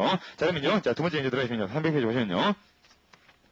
자, 300페이지부터 이제 2번과 3번을 싸잡아가지고 한 쟁점으로 확인하게 되는데요. 자, 물권세 청구에는 민법 규정하고, 세 번째, 물권세 청구는 확장되어 나와 있는데요. 이것은 우리 민법의 태도인 것입니다. 즉, 우리 민법의 태도가 물권적 청구권을 어떤 식으로 규정하고 있는가, 이런 것을 보겠다는 것인데요. 일단 쭉 개관해본 다음에, 자, 개관 좀 확인을 좀 시켜드리겠습니다. 자, 그러면 우리 민법은 물권적 청구권에 대해서 일반 규정을 두고 있지는 않습니다. 물권 청구권 이런 것이다 라고 일반 규정을 두고 있지 않고 두 가지로 나눠서 규정하고 있다는 것이죠. 즉, 물권 청구권을 크게 두 가지 나눠가지고 점유권에 기한 물권 청구권하고 그게 소유권에 기한 물권 청구권, 이 두 가지를 나누고 있다는 것입니다. 그리고 이 두 가지는 적용 범위에 있어서 약간 다릅니다. 본질적인 차이점은 없고요. 약간 다른 점이 있다는 것이죠. 그래서 점유권에 기한 물권 청구권은 점유 파트에서 규정하고 있는 것이고, 자, 소유권에 기한 물권 청구권, 이것을 일반 규정을 두고 있는 것입니다. 그 다음에 자, 그 물권은 뭡니까? 이것만 있는 것이 아니라, 기본 물권만 있는 것이 아니라 제한 물권과 영유 물권과 담보 물권도 있다는 것이죠. 그러면 나머지 영유 물권과 담보 물권 같은 경우는 어느 정도를 준용하고 있습니까? 점유보호 청구권을 준용하고 있는 것이 아니라 소유권에 기한 물권 청구권을 준용하고 있다는 것입니다. 따라서 점유권에 기한 물권 청구가 크게 본권에 기한 물권 청구권 이렇게 나눌 수가 있다는 것이죠. 그리고 자, 나머지 권리가 어떻습니까? 소유권의 파트에 나와 있는 것을 준용하고 있다는 것입니다. 그래서 뭐 지당권 어떻고 전세권 어떻고 지역권 어떻고 저당권 어떻고 이렇게 나와 있는 것입니다. 자, 이거 뭐 구체적인 내용까지 확인하실 필요는 없겠고요. 이렇게 돼 있다는 것입니다. 이런 식으로 돼 있다는 것이죠. 점유보호 청구권하고 소유권의 물권 청구권 크게 나오고 있다는 것입니다. 자, 그 다음에 그 다음에 이제 이런 것들이 이제 우리 민법의 기본적인 태도인데 이것과 관련시켜가지고 이제 객관적 쟁점으로서 세 가지가 문제가 된다는 것입니다. 첫 번째 쟁점은 뭐냐면요. 자, 첫 번째 쟁점은 뭐냐면요. 저당권과 지역권이 첫 번째 쟁점인 것입니다. 즉, 저당권과 지역권 같은 경우는 소유권에 기한 물권 시험권 규정을 준용하고 있긴 하지만 일단 물권적 시험권의 종류는 세 가지가 있는 것이죠. 첫 번째는 반환 시험권이 있고, 두 번째는 방해 제거 시험권이 있고, 세 번째는 방해 예방 시험권이 있습니다. 이 중에서 지역권하고 저당권 같은 경우에는 소유권에 기한 물권적 시험권을 준용하고 있긴 하지만 반환 청구권을 준용하고 있지 않다는 것이죠. 따라서 지역권에 기한 물권적 시험권에는 반환 청구권이 없고 저당권에 기한 물권 청구에도 반환 청구권이 없다는 것입니다. 지역권과 저당권 고유한 점 첫 번째 지적인 것입니다. 즉 지역권과 저당권은 물권적 청구권이 아예 없는 것이 아니라 213조 즉 소유권에 기한 물권적 반환 청구권 규정을 준용하고 있지 않기 때문에 반환 청구권이 없다는 특징이 있다는 것입니다. 따라서 이들은 저당권자라든가 지역권자는 반환 청구권은 행사할 수 없고 방해 제거 청구하고 방해 예방 청구만 가능하다는 것이죠. 이것이 첫 번째 쟁점이 되는 것입니다. 자, 그다음에 두 번째 쟁점은 뭐냐면요. 자, 두 번째 쟁점은 유치권 쟁점인데요. 유치권에는 물권적 시험권 준용 규정이 없습니다. 유치권에는 물권적 시험권 준용 규정이 없다는 것이죠. 따라서 유치권에 기한 물권적 청구권의 담화는 인정될 수가 없다는 것입니다. 유치권은 물권 청구권이 인정되지 않는 것이죠. 유치권 자체에 기한 물권 청구권 준용 규정이 아니었기 때문에 이거 인정되지 않습니다. 자, 그러면 유치권 자체에 기한 물권적 청구권은 인정되지 않지만 유치권에도 물권적 청구권이 인정되긴 합니다. 어떤 것입니까? 유치권 자체에 기한 물권적 청구권이 아니라 점유보호 청구권만 인정되고 있다는 것이죠. 나중에 보시면 유치권은 점유할 수 있는 권리, 즉 점유를 해야지만이 유치권 인정되기 때문에 점유하고 있으면 어떻게 됩니까? 당연히 점유보호 청구권, 점유권에 나와 있는 그 물권 청구권 인정이 준용될 수가 있겠죠. 그래서 유치권 같은 경우는 유치권 자체에 기한 물권 청구권 이런 것들은 인정될 수 없지만 점유보호 청구권을 행사해가지고 방해 상태를 제거할 수가 있다는 것입니다. 이렇게 유치권 인정이 두 번째 인정이 되는 것입니다. 그래서 첫 번째 점은 치권하고 저당권이 없고 두 번째는 유치권에서 유치권 자체에 물권 청구는 없고 점유보호 청구권만 행사할 수 있다. 다시 정리했습니다. 그 다음에 세 번째 점이 이제 질권의 가장 문제가 큰 것이죠. 자, 질권 같은 경우에도 유치권과 동일하게 질권에도 물권적 청구권 규정이 없다는 것입니다. 즉 질권 자체에 기한 물권적 청구권 규정이 없다는 것입니다. 자, 그러면 질권도 유치권과 똑같이 점유할 수 있는 권리를 포함하기 때문에 점유보호 청구권은 당연히 인정되겠죠. 하지만 이것만 인정되는가 아니면 입법상 오류로서 질권 자체에 기한 물권 청구권도 인정될 수 있겠는가 이게 문제가 있다는 것입니다. 어쨌든 간에 유치권에는 걔네들이 그렇습니다. 유치권 자체에 기한 물권 청구권 인정될 수 없는 것이고 점유보호 청구권만 인정되는 것입니다. 질권에 기한 물권적 청구권 인정 여부에 걔네들이 믿는 것이고 준용 규정이 없기 때문에 걔네들이 믿는 것입니다. 통설적인 태도는 뭐냐면요. 준용 규정이 없지만 명백하게 실수한 것이다. 즉 입법상 불비이다. 따라서 당연히 질권에 기한 물권적 청구권도 셋 다 인정되는 것이다. 자, 반환 청구권, 방해제거 청구권, 방해반 청구권 당연히 인정돼야 한다. 이것이 통설적인 태도라는 것입니다. 자, 그것이 이제 양가로 3번에서 질권에 기한 물권적 인정 여부 여기 나와 있는 것이죠. 어떤 간에 통설적인 태도는 입법상 불비이기 때문에 당연히 셋 다 인정돼야 한다. 이렇게 보겠다는 것입니다. 하지만 소수 같은 경우는 그럴 수가 없다. 명문 규정이 없기 때문에 질권에 기한 물권적 청구권을 인정할 수 없다라고 보겠다는 것입니다. 이것이 질권 자체에 기한 물권적 청구권 인정 여부가 되는 것입니다. 견해들이 있다는 것이죠. 어쨌든 간에 통설은 입법은 우리가 정문은 없지만 인정해주고 있다는 것입니다. 자, 이것은 이제 질권 자체에 기한 물권 청구권 인정 여부가 있다는 것이고, 그러면 질권 같은 경우도 아까 유치권과 마찬가지로 질권자는 점유를 하고 있어야 하는 것입니다. 질권자는 점유를 하고 있어야 되기 때문에 점유보호 청구권 인정 안 되겠습니까? 당연히 인정되겠죠. 점유보호 청구권 인정 여부는 걔네들이 없습니다. 그래서 질권 자체에 기한 물권적 청구권이 인정되겠는가? 여기에 대해서 걔네들이 믿는 것이고, 질권도 점유할 수 있는 권리이기 때문에 점유보호 청구권은 당연히 인정이 되는 것입니다. 이렇게 간단히 진행이 되겠습니다. 어쨌든 간에 이 물권적 청구권에 관한 민법 규정에서는 쟁점이 세워졌고, 일단 자, 점유권과 소유권에게 크게 두 개 나누시는데, 쟁점 첫 번째는 자, 반환 청구권이 없는 것이 있다는 것이죠. 지역권하고 저당권은 반환 청구권이 없었고요. 두 번째, 유치권하고 질권에는 진용 규정이 없는데, 유치권 같은 경우는 아예 인정되지 않고 점유보호 청구권만 인정된다. 그다음에 질권 같은 경우는 견해대립은이지만 통설 같은 경우는 입법상 불기 때문에 질권 자체에 기한 물권 청구권 이것도 인정되고 점유보호 청구권도 인정된다. 이런 식으로 정리하고 있다는 것입니다. 자, 여기까지 정리하시면 이제, 자, 뭡니까? 3번, 양가로 3번 해가지고, 자, 양가로 3번 해가지고, 가로 2번까지 맞습니다. 그럼 가로 3번 보시면요. 자, 부동산 임차권 나와 있는데요. 자, 부동산 임차권에 대해서도 물권적 청구권이 인정될 수 있겠는가? 이것이 문제인데요. 일단, 개관을 잠깐 해보시면요. 자, 부동산 임차권은 물권입니까? 채권입니까? 당연히 채권입니다. 당연히 채권이기 때문에, 자, 채권이기 때문에 원칙적으로 인정될 수 있겠습니까? 인정될 수 없는 것이 원칙이겠죠. 부동산 임차권에 기한 물권적 청구권 있을 수가 없다는 것입니다. 자, 부동산 임차권은 물권이 아니라 채권에 불과하니까요. 이것이 원칙인데, 부동산 임차권 같은 경우에는 다른 물건들과 차이점이 없는 특징이 있다는 것이죠. 즉 부동산은 사용 수익의 권리, 점유할 수 있는 권리 이런 것들이 있기 때문에 실제로 부동산 임차권 같은 경우는 다른 물건과 달리 취급할 필요가 없기 때문에 자 물권적 청구권 규정을 어느 정도 어떤 요건을 갖춘다라면 인정할 수 있어야 된다고 이렇게 학설은 일치하고 있습니다. 다만 언제 인정할 것인가 여기 대해서 견해들이 있고 통설만 오늘 통설만 보겠는데요. 통설적인 태도는 원칙적으로는 임차권 자체가 가지고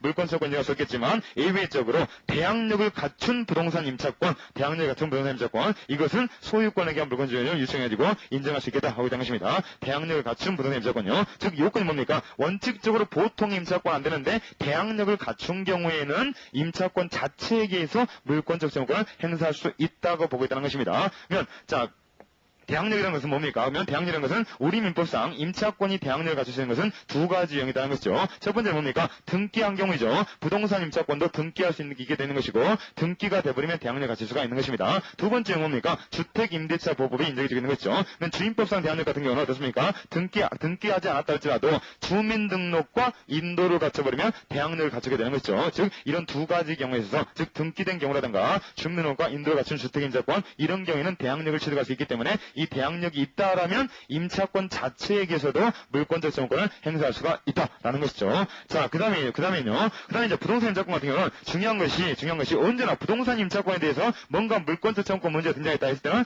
이것은 쟁점이 세 가지라는 것을 항상 기억해야 하는 것입니다. 방금 하기라는 것은 첫 번째 쟁점에 불과한 것입니다. 첫 번째 쟁점은 무슨 말입니까? 부동산 임차권자가 뭔가 자신의 목적물의 방해 상태, 목적물에 대해서 누가 방해를 하고 있다면 이 방해를 제거할 수 있는 방법이 몇 가지가 있겠는가? 세 가지가 있다. 이렇게 떠올려야 되는 것입니다. 세 가지가 있는데 첫 번째 방법이 방법이었습니다. 부동산 임차권 자체에 의해 가지고 물권적 청구권을 행사할 수 있겠는가 했을 때 동사가 무엇입니까? 대항력을 갖췄다면 가능하다라고 표현했던 것입니다. 두 번째 방법은 뭐냐면요. 점유보호 청구권을 행사하는 방법입니다. 점유보호 청구권요. 점유보호 청구권을 행사할 수가 있다는 것이죠. 즉 부동산 임차인도 목적물을 점유할 수가 있기 때문에 점유를 침해당했다면 당연히 점유보호 청구권을 행사할 수가 있겠죠. 근데 이 점유보호 청구권은 약간 제한이 있죠. 어떤 제한이 있습니까? 이 점유보호 청구 같은 경우는 점유하고 있어야지 점유보호 청구권을 행사할 수가 있는 것이죠. 따라서 어떤 문제가 발생할 수 있겠습니까? 자, A라는 사람이 있고 B라는 사람이 있는데요. A라는 사람이 소유자고 이 사람이 임대인입니다. 빌려준 사람이라는 것이죠. B라는 사람이 임차인에 지었습니다. 그리고 임차 목적물에 이렇게 자 토지가 있다고 해보겠고요. 자, 이런 상태에서 자 A라는 사람이 B에 대해서 임차권을 설정해줬습니다. 임차권을 설정해주고 B라는 사람이 부동산 임차권을 냈습니다. 자, 근데 이 목적 토지 C라는 사람이 집을 짓고 살고 있습니다. C라는 사람이 집을 짓고 살고 있는데 이런 상태에서 A라는 사람하고 B라는 사람하고 임차권 설정 계약, 임차권 이렇게 임차권 계약을 해가지고 B가 임차권을 취득했는데 이 B라는 사람이 이제 이 토지에 들어가가지고 자기의 사용 수익을 해야 되겠죠. 근데 이 사람이 집을 짓고 있으니까 뭔가 이 사람을 빨리 내쫓아봐야 되지 않겠습니까? 건물 짓고 있으니까 건물 철거해버리고 빨리 내쫓아야 될 것 같습니다. 내쫓아야 되는 것이죠. 그래서 이 부동산 임차권자가 이런 것을 빨리 내쫓을 수 있어야 하는데 내쫓는다는 것은 무권적 청구권을 행사한다는 말인 것인데 이때 내쫓을 수 있는 방법이 몇 가지가 있겠는가? 언제나 세 가지가 있다는 것이죠. 첫 번째 방법은 방금 봤듯이 부동산 임차권 자체에 가지고 물권 청구권 행사할 수 있겠는가? 했을 때 이건 요건이 필요하겠습니다. 그러니까 대항력이 있어야지만이 할 수가 있다는 것이죠. 즉 B라는 사람이 자신의 임차권에 대해서 등기를 했거나 아니면 이거 등기를 했거나 이 경우는 토지라고 했기 때문에 주임법이 적용된 여지는 없겠습니다만 혹시 주임법이 적용된다면 그러니까 주택임차권이었다면 그러니까 인도하고 주민을 갖췄을 경우에 대항력이 필요할 수 있기 때문에 부동산 임차권 자체에 가지고 물권 청구권 행사해가지고 방해를 배제할 수가 있겠죠. 이 방법 하나고 두 번째 방법은 점유를 하고 있다면 점유보호 청구권이 인정되기 때문에 점유보호 청구권을 행사해가지고 방해 배제를 할 수가 있다는 것이죠. 근데 이 사안에서 B라는 사람이 C에 대해서 점유보호 청구권을 행사할 수 있겠습니까? 안 된다는 것이죠. 왜 안 되는 것입니까? 점유라는 것은 임차권 취득했다고 곧바로 점유 취득하는 것입니까? 그렇지 않은 것이죠. 점유라는 것은 사실상 지배 상태를 개시해야지만이 점유가 있기 때문에 이 B라는 사람이 아직 임차권 취득하기도 전부터 C라는 사람이 이 목적물을 점유하고 있었기 때문에 B에게 점유권이 인정될 수가 없다는 것이죠. 따라서 점유보호 청구권을 행사해가지고 방해 배제를 하려면 이 B라는 사람이 이미 점유를 하고 있어야 되는데 아직 점유를 하지 않고 있기 때문에 이 사안에서는 점유보호 청구권을 행사할 수는 없다는 것이죠. 하지만 이미 B라는 사람이 점유하고 있는 상태에서 C가 와가지고 방해한 경우에는 점유보호 청구권을 행사할 수가 있겠죠. 그래서 점유를 하고 있었는가 점유 아직 못하고 있었는가 여기에 따라 가지고 점유보호 청구권이 인정될 것인지 인정되지 않을 것인지 이런 문제가 발생할 수가 있다. 있다는 것입니다. 따라서 이 케이스에서 잠깐 뭐냐면요. B라는 사람이 등기도 못 갖췄다. 즉 대항력도 없다 해버리면 임차권 자체에 기한 부동산 등기도 없어가지고 대항력을 못 갖췄다. 그러면 임차권 자체에 기한 물권정권 행사할 수 없게 되겠죠. 또 이 상황과 똑같이 아직 점유하지 않고 있는 상태라면 점유보증권 행사할 수 없다는 것입니다. 마지막 방법 한 세 가지 방법이 있다는 것이죠. 그러면 이것도 안 되고 이것도 안 되니까 마지막 방법을 강구해야 될 것인데 이 마지막 방법이 채권자 대위권을 행사하는 방법입니다. 채권자 대위권요. 자, 채권자 대위권을 행사한 것인데요. 채권자 대위권이라는 것은 어렵게 생각하실 필요가 없습니다. 채권자 대위권을 정확히 이해하려면, 자, 채권자 대위권이니까 누구의 권리를 대위에서 행사한단 말인 것이죠. 누구의 권리를 대위에 행사하는 것입니까? 자신의 채무자의 권리를 대위에서 행사하는 것이죠. 따라서 채권자 대위권을 정확히 이해하시려면 자신의 채무자가 행사할 수 있는 권리가 무엇인가 이것만 정확히 알고 있으면 된다는 것이죠. 이 권리를 채권자가 행사할 수가 있으니까요. 즉 A와 B 사이에서는 자, A라는 사람이 임대인이고 B라는 사람이 임차인이기 때문에 B라는 사람은 A에 대해서 임차권을 주장할 수가 있다는 것이죠. 따라서 채권자가 됩니다. 채권자로서 임차권을 주장한다는 것은 A에 대해서 자, 너의 소유 목적물, 임대인 소유 목적물에 대해서 사용 수익 권능을 자, 임대인에게 주장할 수 있는 이런 것이 채권의 내용이 되는 것입니다. 따라서 B라는 사람은 A에 대해서 자신의 임차권을 주장할 수 있기 때문에 B라는 사람이 채권자, A라는 사람이 채무자가 되겠죠. 채권자 대위권을 행사한다는 말은 채무자의 권리를 대신해서 행사한다는 말이기 때문에 이 채무자인 A가 도대체 이 목적물에 대해서 C에게 어떤 권리를 행사하겠는가 이것만 판단하면 어렵지가 않다는 것입니다. 어떤 권리 행사할 수 있지만 이 목적물에 대해서 A는 누굽니까? 소유자라는 것이죠. 그렇지 않습니까? A라는 사람은 이 목적물에 대해서 소유자이기 때문에 A는 이 C에 대해서 소유물을 방해하고 있다는 이유로 자, 소유권에 대한 물권적 정권을 행사할 수가 있다는 것이죠. 이것은 언제나 인정되는 것이죠. A는 소유권자이기 때문에요. 즉 소유권자는 이 목적물에 대해서 C가 그러니까 무단히 건물을 짓고 방해하고 있다면 소유권에 대한 물권적 정권을 행사할 수가 있다는 것입니다. 이런 권리가 A에게 인정된다는 것이죠. 즉 B 입장에서 자신의 채무자에게 이런 권리가 인정된다. 그러면 B라는 사람은 어떻습니까? 채권자 대위권을 행사해가지고 A의 권리를 대신해서 행사할 수가 있다는 것이죠. 즉 B라는 사람은 A의 권리를 대위해가지고 C에 대해서 A가 행사할 수 있는 권리인 무슨 A가 행사할 수 있는 권리인 소유권에 대한 물권적 정권을 대위 행사할 수가 있다라는 것입니다. 그래서 세 번째 방법이 바로 채권자 대위권을 행사하는 방법인 것입니다. 소유자가 행사할 수 있는 소유권에 대한 물정권 이것을 대위할 수 있다는 것이죠. 그래서 이 문제 같은 경우는 어쨌든 간에 자, 이런 케이스가 굉장히 실제가 많이 되고 있습니다만 부동산 임차권 자체에 의해서 뭔가 방해 배제를 청구할 수 있는가 이런 문제가 등장하면 언제나 기계적으로 세 가지를 반드시 떠올려야 되는 것입니다. 첫 번째는 임차권 자체에 대한 방해 배제 청구권, 물권 청구권 이거고 두 번째는 점유권에 대한 점유보호 청구권, 그다음에 세 번째는 채권자 대위권 이 세 가지가 기계적으로 떠올라야 되는 것입니다. 그리고 이 세 가지가 각각 인정될 수 있을 것인가 인정될 수 없을 것인가 이걸 판단하기 위해서 첫 번째 부동산 임차권 자체에 대한 물권 청구권은 어떻습니까? 대항력이 있어야 되는 것이죠. 그래서 대항력이 있으면 가능하고 대항력이 없으면 불가능하게 되는 것입니다. 두 번째 점유보호 청구권 행사할 수 있겠는가? 일단은 현실적으로 점유를 하고 있다라면 할 수 있겠지만 아직 점유를 하고 있지 않다라면 할 수가 없는 것입니다. 하지만 세 번째 같은 경우는 언제든 인정될 수 있겠죠. 왜 언제든지 인정될 수 있는 것입니까? 소유자가 소유권에 대한 물권 청구권 언제든지 행사할 수 있기 때문에 이것을 대위하는 권리는 언제든지 인정될 수가 있다는 것입니다. 따라서 세 번째 방법의 실익이 굉장히 크겠죠. 대항력도 없고 점유도 아직 하고 있지 않는 부동산 임차인이 할 수 있는 유일한 방법이 채권자 대위권을 행사하는 방법이라는 것입니다. 하지만 이 채권자 대위권 행사하는 것은 돈이 많이 쓰게 되겠죠. 이렇게 다른 사람의 권리를 행사하니까 채권자 대위권을 제게 되니까 좀 복잡한 방법이긴 합니다만 마지막으로 전국적으로 언제나 만들어질 수 있는 방법은 채권자 대위권 이제라는 것입니다. 그래서 부동산 임차권 언제나 세 가지 하면 되는 것이고 교수님께서 보고 계신 것이죠. 첫 번째 대항력 가치 임차권 자체에서 되는 것이고 대항력 없는 사람들 점유권에 있는 물건 행사할 수 있는 것이고 그다음에 채권자 대위제도 이렇게 나와 있는 것입니다. 이렇게 행사할 수 있다는 것이죠. 자, 그다음에 종류까지 보겠는데요. 자, 여튼간에 물권적 반환 청구권과 물권적 방해 제거 청구권과 방해 예방 청구권 세 가지가 인정된다는 것입니다. 자, 그다음에 이제 다섯 번째 불법행위 소멸 청구권 관계는 나중에 이제 내일 이어가지고 요건 보시면서 검토하도록 하겠습니다. 자, 오늘 수고 많으셨고요. 자, 내일 뵙도록 하겠습니다. 고맙습니다.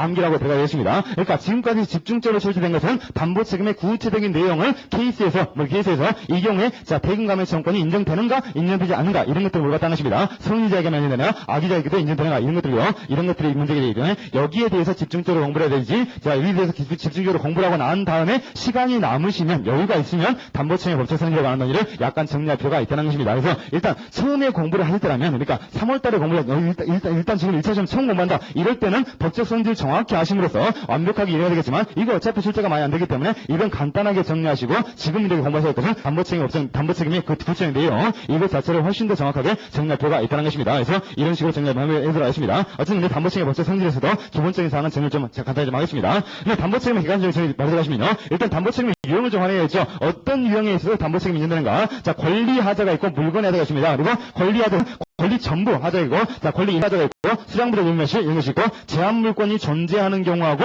제한물권이 실행된 경우하고, 이렇게 나눠가지고, 자, 이렇게 유형이 나눠질 수 있겠습니다. 그리고 물권에 대한 특정물하고 정리물이 있고, 가까이 고유한 쟁점들이 있다는 것이죠. 그리고 경매 특칙이 있고, 채권 양도의 담보책임이 있다. 이런 것들이 담보책임의 유형으로서 이렇게 확인할 만한 내용들입니다. 그럼 구제수단, 담보책임의 내용을 이제 개괄 정리했는데요. 자, 매수인 측이 가지고 있는 것이 해지권이라든가, 손해배상 청구라든가, 대금 감액 청구권, 완전물 급부 청구권, 이 네 가지가 있습니다. 네 가지밖에 없습니다. 이 네 가지밖에 없습니다. 그리고 매도인 측이 가지고 있는 것이 해지권밖에 없는데요. 매도인 측에서는, 자, 손해배상 청구권 이런 것입니다. 해지권만 있는데, 이 매도인 측이 가지고 있는 것은 담보책임이 절대로 아닙니다. 이 담보책임은 매도인의 담보책임인 것이죠. 즉, 매도인이 매수인에게 부담하는 것이 담보책임이라는 것입니다. 그러니까 담보책임을 추구할 수 있는 자는 매수인이라는 것이죠. 다만 이 매도인 측에게 해지권을 인정해주는 것은 담보책임의 내용이 아니라 선의 매도인을 예외적으로 보호하기 위해서 민법이 특별히 인정하기 때문에 이건 담보책임 내용이 절대로 아닌 것입니다. 그래서 매수인 측이 가지고 있는 이 네 가지 권리들을 이렇게 정리하시는 것이 쟁점이 되겠습니다. 그리고 해지권과 손해배상 청구권은 모든 담보책임 유형에 공통적으로 있는 사항입니다. 모든 담보책임 유형에서요. 권리하자건 물권하자건 불문하고 모든 담보책임에서 공통적으로 있는 사항이고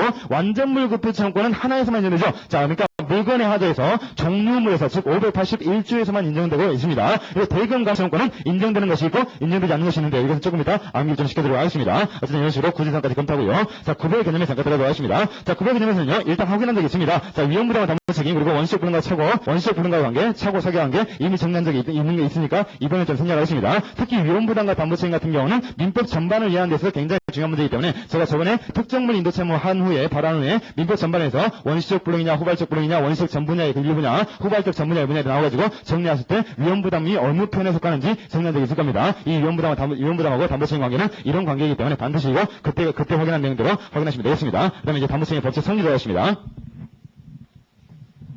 자, 일단 권리하자는 객관식 출제가 할 수 있는데요. 이 권리하자 같은 경우는 견해 대립이 중요한 것이 아니라 판례가 중요합니다. 판례가 명시되어 있기 때문에요. 이 권리하자에 대해서도 일단 견해 대립이 있습니다. 이 권리하자의 법적 성질이, 권리하자에 대한 담보책임의 법적 성질이, 자, 법정 책임설이냐, 법정 책임이냐, 채무불이행 책임이냐, 견해 대립은 있는데, 오히려 이 권리하자에서는 채무불이행 책임설이 거의 통설적인 태도입니다. 그리고 판례의 태도도 채무불이행 책임설을 취하고 있다는 것이죠. 왜 이렇게 권리하자만큼은 채무불이행 책임설이 통설이고 판례의 태도겠습니까? 이것은 569조가 있다는 것이죠. 즉, 타인권리매매, 이 권리하자 아니십니까? 이 타인권리매매 같은 경우는 569조가 매도인에게 권리를 취득해가지고 이전시킬 의무를 부과하고 있다는 것입니다. 근데 이것을 의무를 불이행했다는 것이죠. 따라서 채무불이행으로 평가받을 수 있는 가능성이 굉장히 높기 때문에 채무불이행 책임설이 거의 통설과 판례의 태도를 유지하고 있다는 것입니다. 어쨌든 간에 걔네들이 있기 때문에 법정 책임설을 따른다면 이때 배상 범위는 신뢰액이 한정이 되겠지만 채무불이행 책임설을 따른다면 이행이익으로 이렇게 확대가 된다는 것입니다. 자, 판례는 어떻게 하고 있습니까? 판례는 이행이익 배상을 명하고 있다는 것이죠. 그리고 판례는 이제 판례의 첫 번째 인점 뭐냐면요. 이행이익 배상을 명하고 있다. 즉 권리하자에 있어서 자, 이행이익 배상을 명하고 있다. 이거 첫 번째 인점하고요. 두 번째 인점 뭐냐면요. 채무불이행 책임과 담보 책임과의 경합 문제가 있습니다. 조금 더 논의되어 있는데요. 이 경합 문제에 있어서 판례는 자, 570조 같은 경우에 타인권리 매매에서는 양자의 경합을 인정하고 있다는 것입니다. 그래서 판례는 명시적으로 경합을 인정해가지고 채무불이행의 책임을 중요한 것도 허용된다라고 판시하고 있습니다. 그래서 판례는 두 가지 쟁점을 확인해서 내는 것입니다. 이행이익 배상을 명하고 있고 권리하자에 있어서 이 권리하자입니다. 지금 물권하자 아니죠. 권리하자에 있어서 이행이익 배상을 명하고 있고 또 이제 자, 채무불이행 책임도 증언할 수 있다라고 판시하고 있다는 것입니다. 경합을 인정하고 있다는 것이죠. 이 두 가지만 확인하시면 되겠습니다. 저는 이제 물건의 하자에 대해서 학설들이 굉장히 심하겠는데 이 학설들의 가장 중요한 내용은 무엇입니까? 특정물 도금화를 인정하는가? 특정물 도금화를 인정하지 않는가의 문제였다는 것이죠. 여기서부터 이제 걔네들이 파생이 돼가지고 나오는 거 특정물 도금화 인정하는 것이 법정 책임설인 것이고 특정물 도금화 인정하지 않는 것이 자 채무불이행 책임설의 태도였다는 것입니다. 근데 이 물건의 하자 같은 경우는요. 이런 견해대립이 있는 것은 특정물 인도 채무에서만 견해대립이 있는 것이고 정유채무 같은 경우도 물론 견해대립은 있습니다. 하지만 정유채무 같은 경우는 오히려 채무불이행 책임설적으로 또 정리가 되어가고 있는 체제라는 것입니다. 따라서 이 경우는 실제 가능성이 거의 없고 이 법정 뭡니까? 담보책임 법적 성질에서는 자 채무불이행 책임설하고 법정 책임설에 자 극심한 견해들이 있는 것이고 극심한 견해들이 있고 또 법정 책임설이 다수적인 태도를 점하고 있는 것은 특정물 인도 채무에 한정돼서만 논의가 되고 있다는 것입니다. 그래서 자 여기서 그래서 이제 이렇게 논의의 적용 범위를 이렇게 명확하게 정리하면서 이제 법정책임서라고 담보책임서의 가장 전형적인 태도를 정리하시면 되겠습니다. 일단 물론 이 법정책임서라고 담보책임서의 가장 전형적인 내용을 제가 쓰긴 했습니다만 학설 대립이 이것보다 훨씬 더 심하겠습니다. 그러니까 모든 교수님들이 각자의 견해를 가지고 있다는 것이죠. 모든 교수님들이 각자의 견해를 가지고 있기 때문에 출제가 되겠습니까? 절대로 출제 안 됩니다. 그리고 모든 교수님들이 각자의 견해를 이렇게 필요할 때는 다수설은 이렇고 소수설은 이렇다. 즉 법정책임서의 내용은 이렇고 채무불이행 책임설의 내용은 이렇지만 나는 이렇게 생각한다. 이렇게 하기 때문에 그 사람들 자신들의 견해가 중요한 것이 아니라 그 교수님들 교과서에 모두 나와 있는 법정책임설의 공통적인 태도하고 채무불이행 책임설의 공통적인 태도 이것만 정리하시면 된다는 것이죠. 이것이 객관식 문제에 기준되는 것이니까요. 이런 것들 전부 다 모아봤기 때문에 자 법정책임설하고 담보책임 내용은요. 이것 정도만 정리하시면 좋까지 나머지들까지 정리하실 필요는 없겠습니다. 자 법정책임설하고 담보책임 내용에서 이 기본 이 정도는 그래도 정리하셔야지 객관식 문제를 볼 수 있습니다. 그래서 이것 정도는 정리하겠습니다. 법정책임서 보시면요. 일단 양자를 좀 비교하시면서 공부하실 때 정리하시기 바랍니다. 자 법정책임서는요. 하자 담보책임의 영역적 측면을 가운데 있다 했고요. 그 다음에 특정물 도구만을 중시하고 있다. 그 다음에 유사한계약의 등가성이 지는 것이고 채무불이행과 전환불가한 배제 책임인 것이고 원시적 하자에 하는 데다 중요한 쟁점이죠. 나머지 것들은 이렇게 무시하더라도 원시적 하자에 하는 데다 이거 반드시 정리해야 되는 것입니다. 유상계약의 등가성 이런 거라고요. 이런 좋은 질문들이니까요. 따라서 원시적 하자 한정되기 때문에 하자 판단 시점 어떻겠습니까? 원시적 하자다. 그럼 계약 성립 시부터 계약 성립 시를 기준해 가지고 성립 전에 있는 하자만 의미하기 때문에 계약 성립 시가 판단 시기가 된다는 것입니다. 그리고 하자 개념은 객관적으로 설정하는데 중요한 개념은 아니겠고요. 그리고 배상 범위는 반드시 암기해야 되는 것이죠. 법정책임서는 실내이익 배상을 원칙으로 한다. 실내이익에 한정되고 있다는 것입니다. 그리고 확대선에 대해서 어떻게 한다고 했습니까? 확대선은 채무자의 규칙사유 요건으로 불완전 이행 책임으로 전부될 수밖에 없다는 거 이 불완전 이행 책임에서 확인한 적이 있을 겁니다. 그다음에 채무불이행 책임과의 경합 문제가 있는데 법정책임서의 결론 뭐냐면요. 채무불이행 책임과 선택적으로 경합한 문제는 애초에 발생할 여지도 없다고 보고 있다는 것입니다. 자, 권리하자고는 다릅니다. 이건 지금 물건해야 되는 것입니다. 채무불이행 책임과 선택적 경합 문제가 왜 발생할 수 없겠습니까? 자, 담보책임 같은 경우는 원시적 하자가 있는 경우에만 담보책임을 추가할 수 있다는 것이죠. 그럼 채무불이행 책임 뭡니까? 원시적 하자에 대해서 채무불이행 책임 집니까? 이거 채무불이행 책임 안 지는 것이죠. 채무불이행 특정물에 있어서 채무불이행 책임이라는 것은 자, 성관주의 의무 위반인 것이고 설대한 관리자 주의 의무는 언제부터 발생합니까? 후발적으로 발생하는 것이죠. 계약 성립 후부터 발생하기 때문에 자, 양자가 경합해가지고 문제는 일은 있을 수도 없다라고 보겠다는 것입니다. 경합 문제는 절대 발생할 수가 없다라고 보겠습니다. 다만 이제 예외적으로 병존하는 수가 있는데 급부 자체의 하자가 있는 경우는 담보책임 그리고 확대 손해가 있는 경우에는 채무불이행 책임 하고 있지 않습니까? 이때는 담보책임이 있고 채무불이행 책임이 상호 병존하고 있다는 것이죠. 이런 경우를 병존하고 있는 경우라고 보고 있다는 것입니다. 객관식상으로는 중요한 쟁점은 아닙니다. 어쨌든 간에 쟁점 정리하시면 경합 문제 발생하지 않는다 이렇게만 정리하시면 되겠습니다. 채무불이행 책임을 보시면요. 특정물 도구만 부정하는 것이고 계약법의 통합이 현대적인 추세이다. 즉 영역적 측면을 강조하는 것이 아니라 자 계약법을 통합시켜야 한다. 즉 채무불이행 책임하고 담보책임 둘 다 계약법인데 이 계약법을 통일시키는 것이 국제적인 현대적인 추세이기 때문에 자 이런 추세에 발맞춰 나가야 된다라고 보였다는 것입니다. 그리고 하자담보책임의 경우는 채무불이행 책임의 성격을 갖지만 매매계약의 특수, 즉 유상계약의 특수성을 감안한 채무불이행 책임의 특징, 법적 영역이라고 보였다는 것입니다. 그리고 하자 아까 법정계약은 다 원시적 하자였죠. 하지만 채무불이행 책임은 자 원시적 후발적 하자 불문하고 있다는 것입니다. 그리고 하자 판단 시점을 위해서 자 계약 성립 시가 아니겠죠.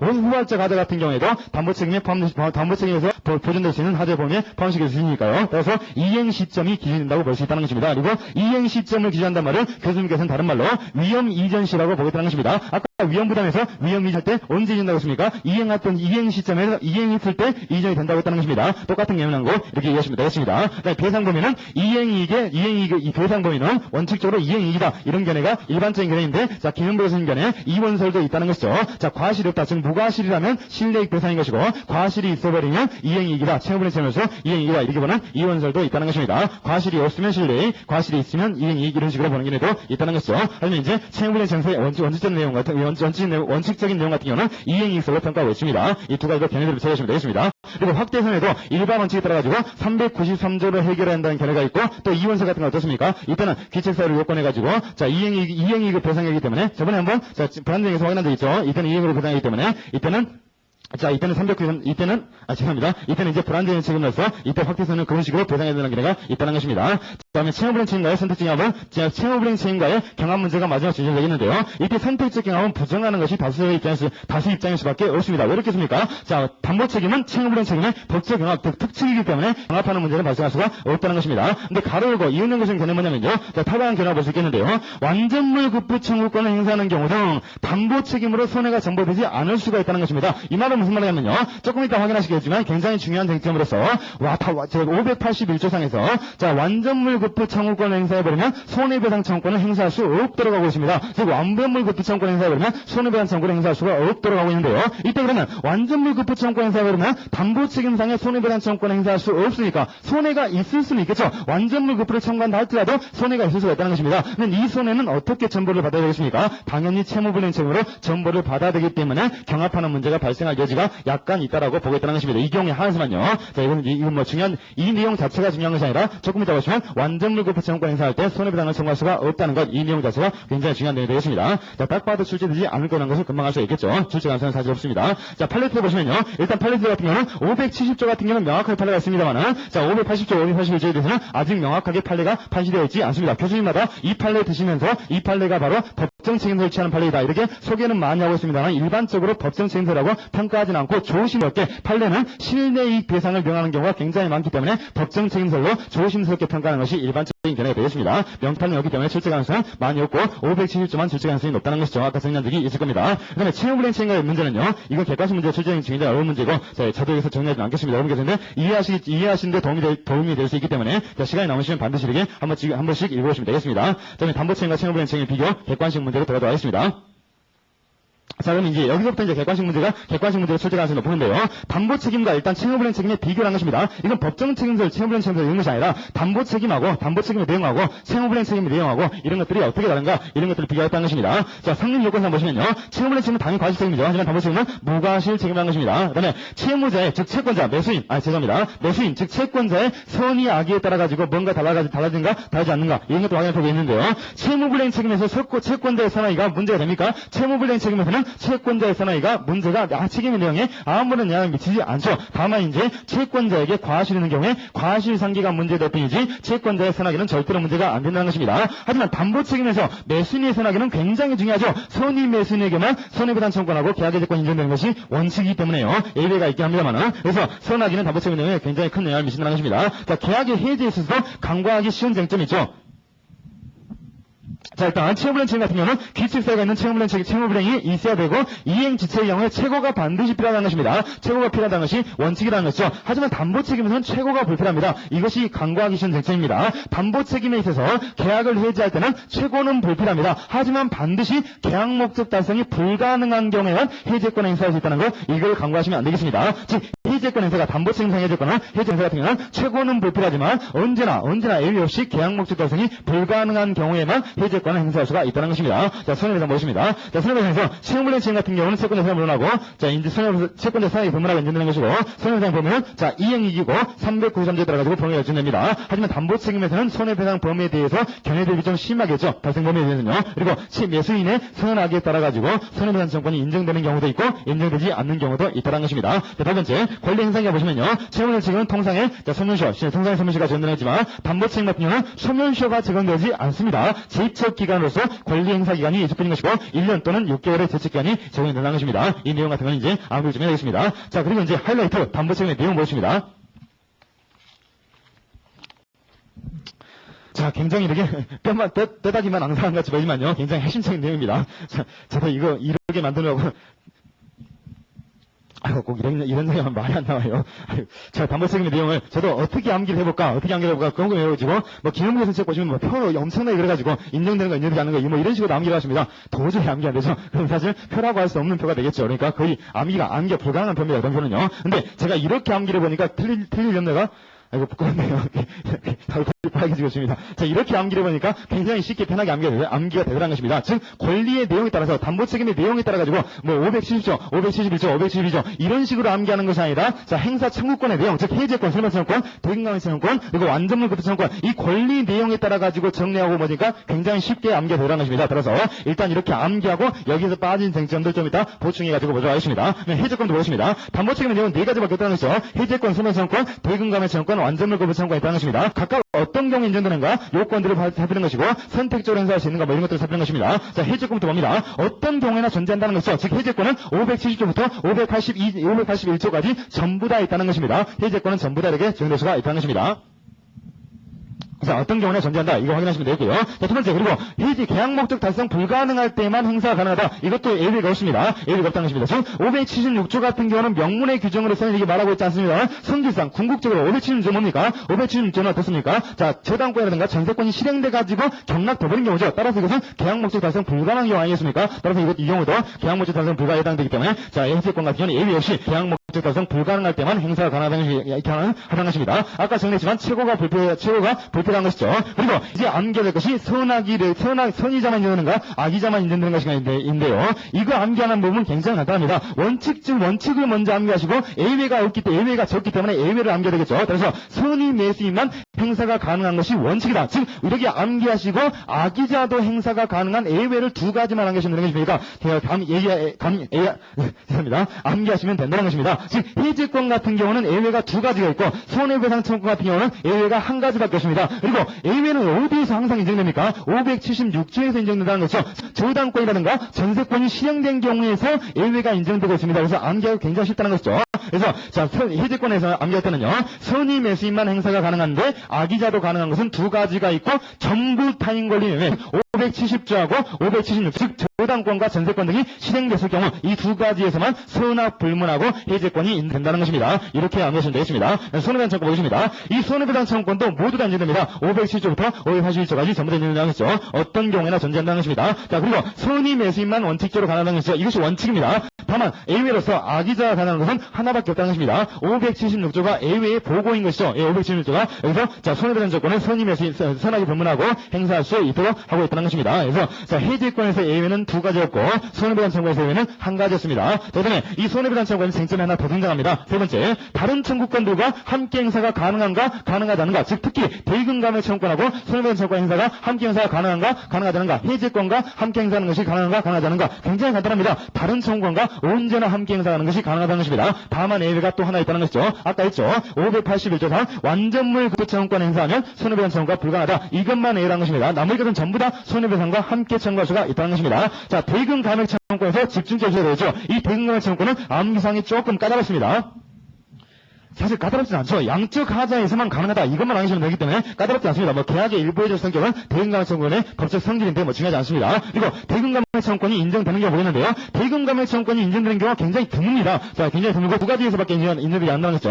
양적인 하자가 있는 경우만 하는 것이고 일부 타인 권리 매매하고 수량 부족, 일부 매실 여기서만 인정되고 있다는 것입니다. 다른 것에서 인정이 안 됩니다. 즉 제한물권 있는 경우라든가 제한물권 실행되는 경우 이런 것도 인정되지 않고 물건의 하자에서 도 인정되지 않습니다. 자, 인정되는 경우는 딱 두 가지밖에 없는 것이고 일부 타인 권리 매매하고 자, 수량 부족, 일부 매실 여기서만 인정되겠습니다. 자, 일부 타인 권리 매매입니다. 자, 그러면 이 수량 부족, 일부 매실하고 일부 타인 권리 매매 이 두 가지에서 인정되는데 두 가지에서 요건이 다릅니다. 즉 일부 타인 권리 매매 같은 경우에는 선의 악의 불문하고 대금감액 청구권이 인정되는데 수량 부족, 일부 매실에서는 선의자만 대금감액 청구권을 행사할 수가 있다는 것이죠. 그럼 암기 방법은 뭡니까?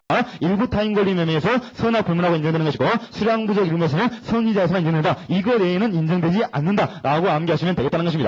특히 물건의 하자에서 인정되지 않는다는 점을 간과하시면 안 됩니다. 580조, 581조에서는 물건의 하자에서 인정되지 않습니다. 계약해제권과 손해배상 청구권 이것만 인정되는 것이고 581조는 자 뭡니까? 완전물급 청구권 이것이 인정되는 것이죠. 그렇기 때문에 물건의 하자에서는 대금감액 청구권이 인정되지 않는다. 이거라도 반드시 암기하고 계셔야 되겠습니다. 자, 그러면 완전물급 청구권도 인정되는데 이거 한 군데에서밖에 인정 안 된다는 것이죠. 굉장히 쉽다는 것입니다. 581조에서만 완전물급 청구권이 등장한다는 것입니다. 자, 그다음에 제척기간 정리해야 되겠는데요. 자, 일단 제척기간이 없는 걸 정리해야 되겠죠. 제척기간이 없는 것이 570조하고 576조가 있다는 것입니다. 576조 끝까지 따라다니죠. 이것은 무조건 예외 보고입니다. 그래서 510조, 576조만 제척기간이 없고 나머지 것들은 전부 다 제척기간인데 제척기간 암기 방법은요. 물건만 6개월이고 나머지 것은 전부 다 1년으로 규정되어 있다는 것입니다. 이게 제척기간인 것입니다. 자, 그다음에 담보책임 내용 기타인 점 잠깐 보겠습니다.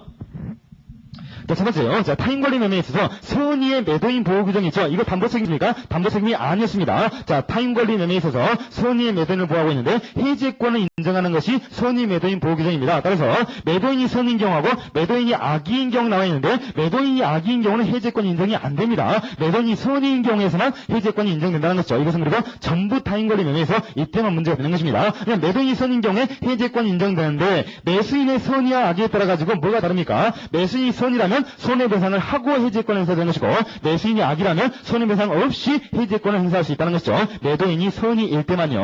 자, 이렇게 정하시면 되겠고요. 네, 두 번째, 자, 수량부족 일부멸실쟁 오비시라 전쟁 보충 좀 하겠는데요. 자, 수량부족 일부멸실에 있어서 이때 목적물에서는 특정물인 경우에 한해서 본다는 것이 통일된 태도입니다. 즉 정류물 같은 경우에는 수량을 조달할 수 있지 않겠습니까? 따라서 이것은 일반적인 책임불이익이 보인 것이지 이건 담보책임의 내용이 아니다라고 했다는 것입니다. 다만 이제 이 수량부족 일부멸실이 권리하자 파트에 들어가 있는 거죠. 근데 물건 특정물 아니겠습니까? 따라서 특정물 물건의 하자가 들어가 있는데 왜 권리하자로 평가하고 있는 것입니까? 자, 권리하자로 분류하고 있는 것은 일부 타인 권리 매매에 관한 규정을 준용하고 있기 때문에 자, 물건에 대해서 뭔가 하자가 있다고 볼 수 있는 것이지만 그냥 단순히 그냥 양적으로 수량이 부족한 것에 불과하기 때문에 권리하자로 분류시켜가지고 평가하고 있다는 것입니다. 뭐 중요한 쟁점은 아니겠고요. 자, 수량지정 매매 개념 반드시 확인해야 될 쟁점들입니다. 굉장히 중요한 쟁점이죠. 자, 수량지정 매매. 그러니까 이 수량지정 매매에 있어서만 수량부족 일부멸실 쟁점, 죄송합니다. 수량부족 일부멸실의 담보 책임을 추가할 수 있다는 것이죠. 즉, 수량지정 매매가 아닌 경우에는 수량이 약간 부족하다 할지라도 이 담보 책임을 추가할 수가 없다는 것입니다. 그럼 무엇이 수량지정 매매겠는가? 이런 것들 확인해야 되는데요. 자, 수량지정 매매에 대해서 판례는 확고한 태도를 가지고 있습니다. 자, 수량지정 매매라는 것은 당사자가 목적물이 일정한 수량을 가지고 있다는데 주안점을 두고 있고 첫 번째 조건입니다. 즉, 수량을 가지고 있다는데 주안점을 두고 있고 또 여기에 더해가지고 매매 대금도 이 수량을 기초로 정한 경우를 의미한다는 것입니다. 수량에 굉장히 주안점을 두고 매매 계약을 체결했고 대금 산정도 이 수량에 따라 가지고 한 개당 얼마씩 한 평당 얼마씩 꼼꼼하게 계산한 경우 이 경우에만 수량 지정 매매라고 하고 있는 것이고 단순히 수량을 표시했다고 해서 그것이 바로 수량 지정 매매가 되는 것은 아니다라고 평가하고 있다는 것입니다. 따라서 토지 평수가 매매 계약에 표기되었다 할지라도 평수 표기했으니까 수량 지정했네요. 그런 식으로 바로 이제 수량 지정 매매가 되는 것이 아니라는 것이죠. 그래서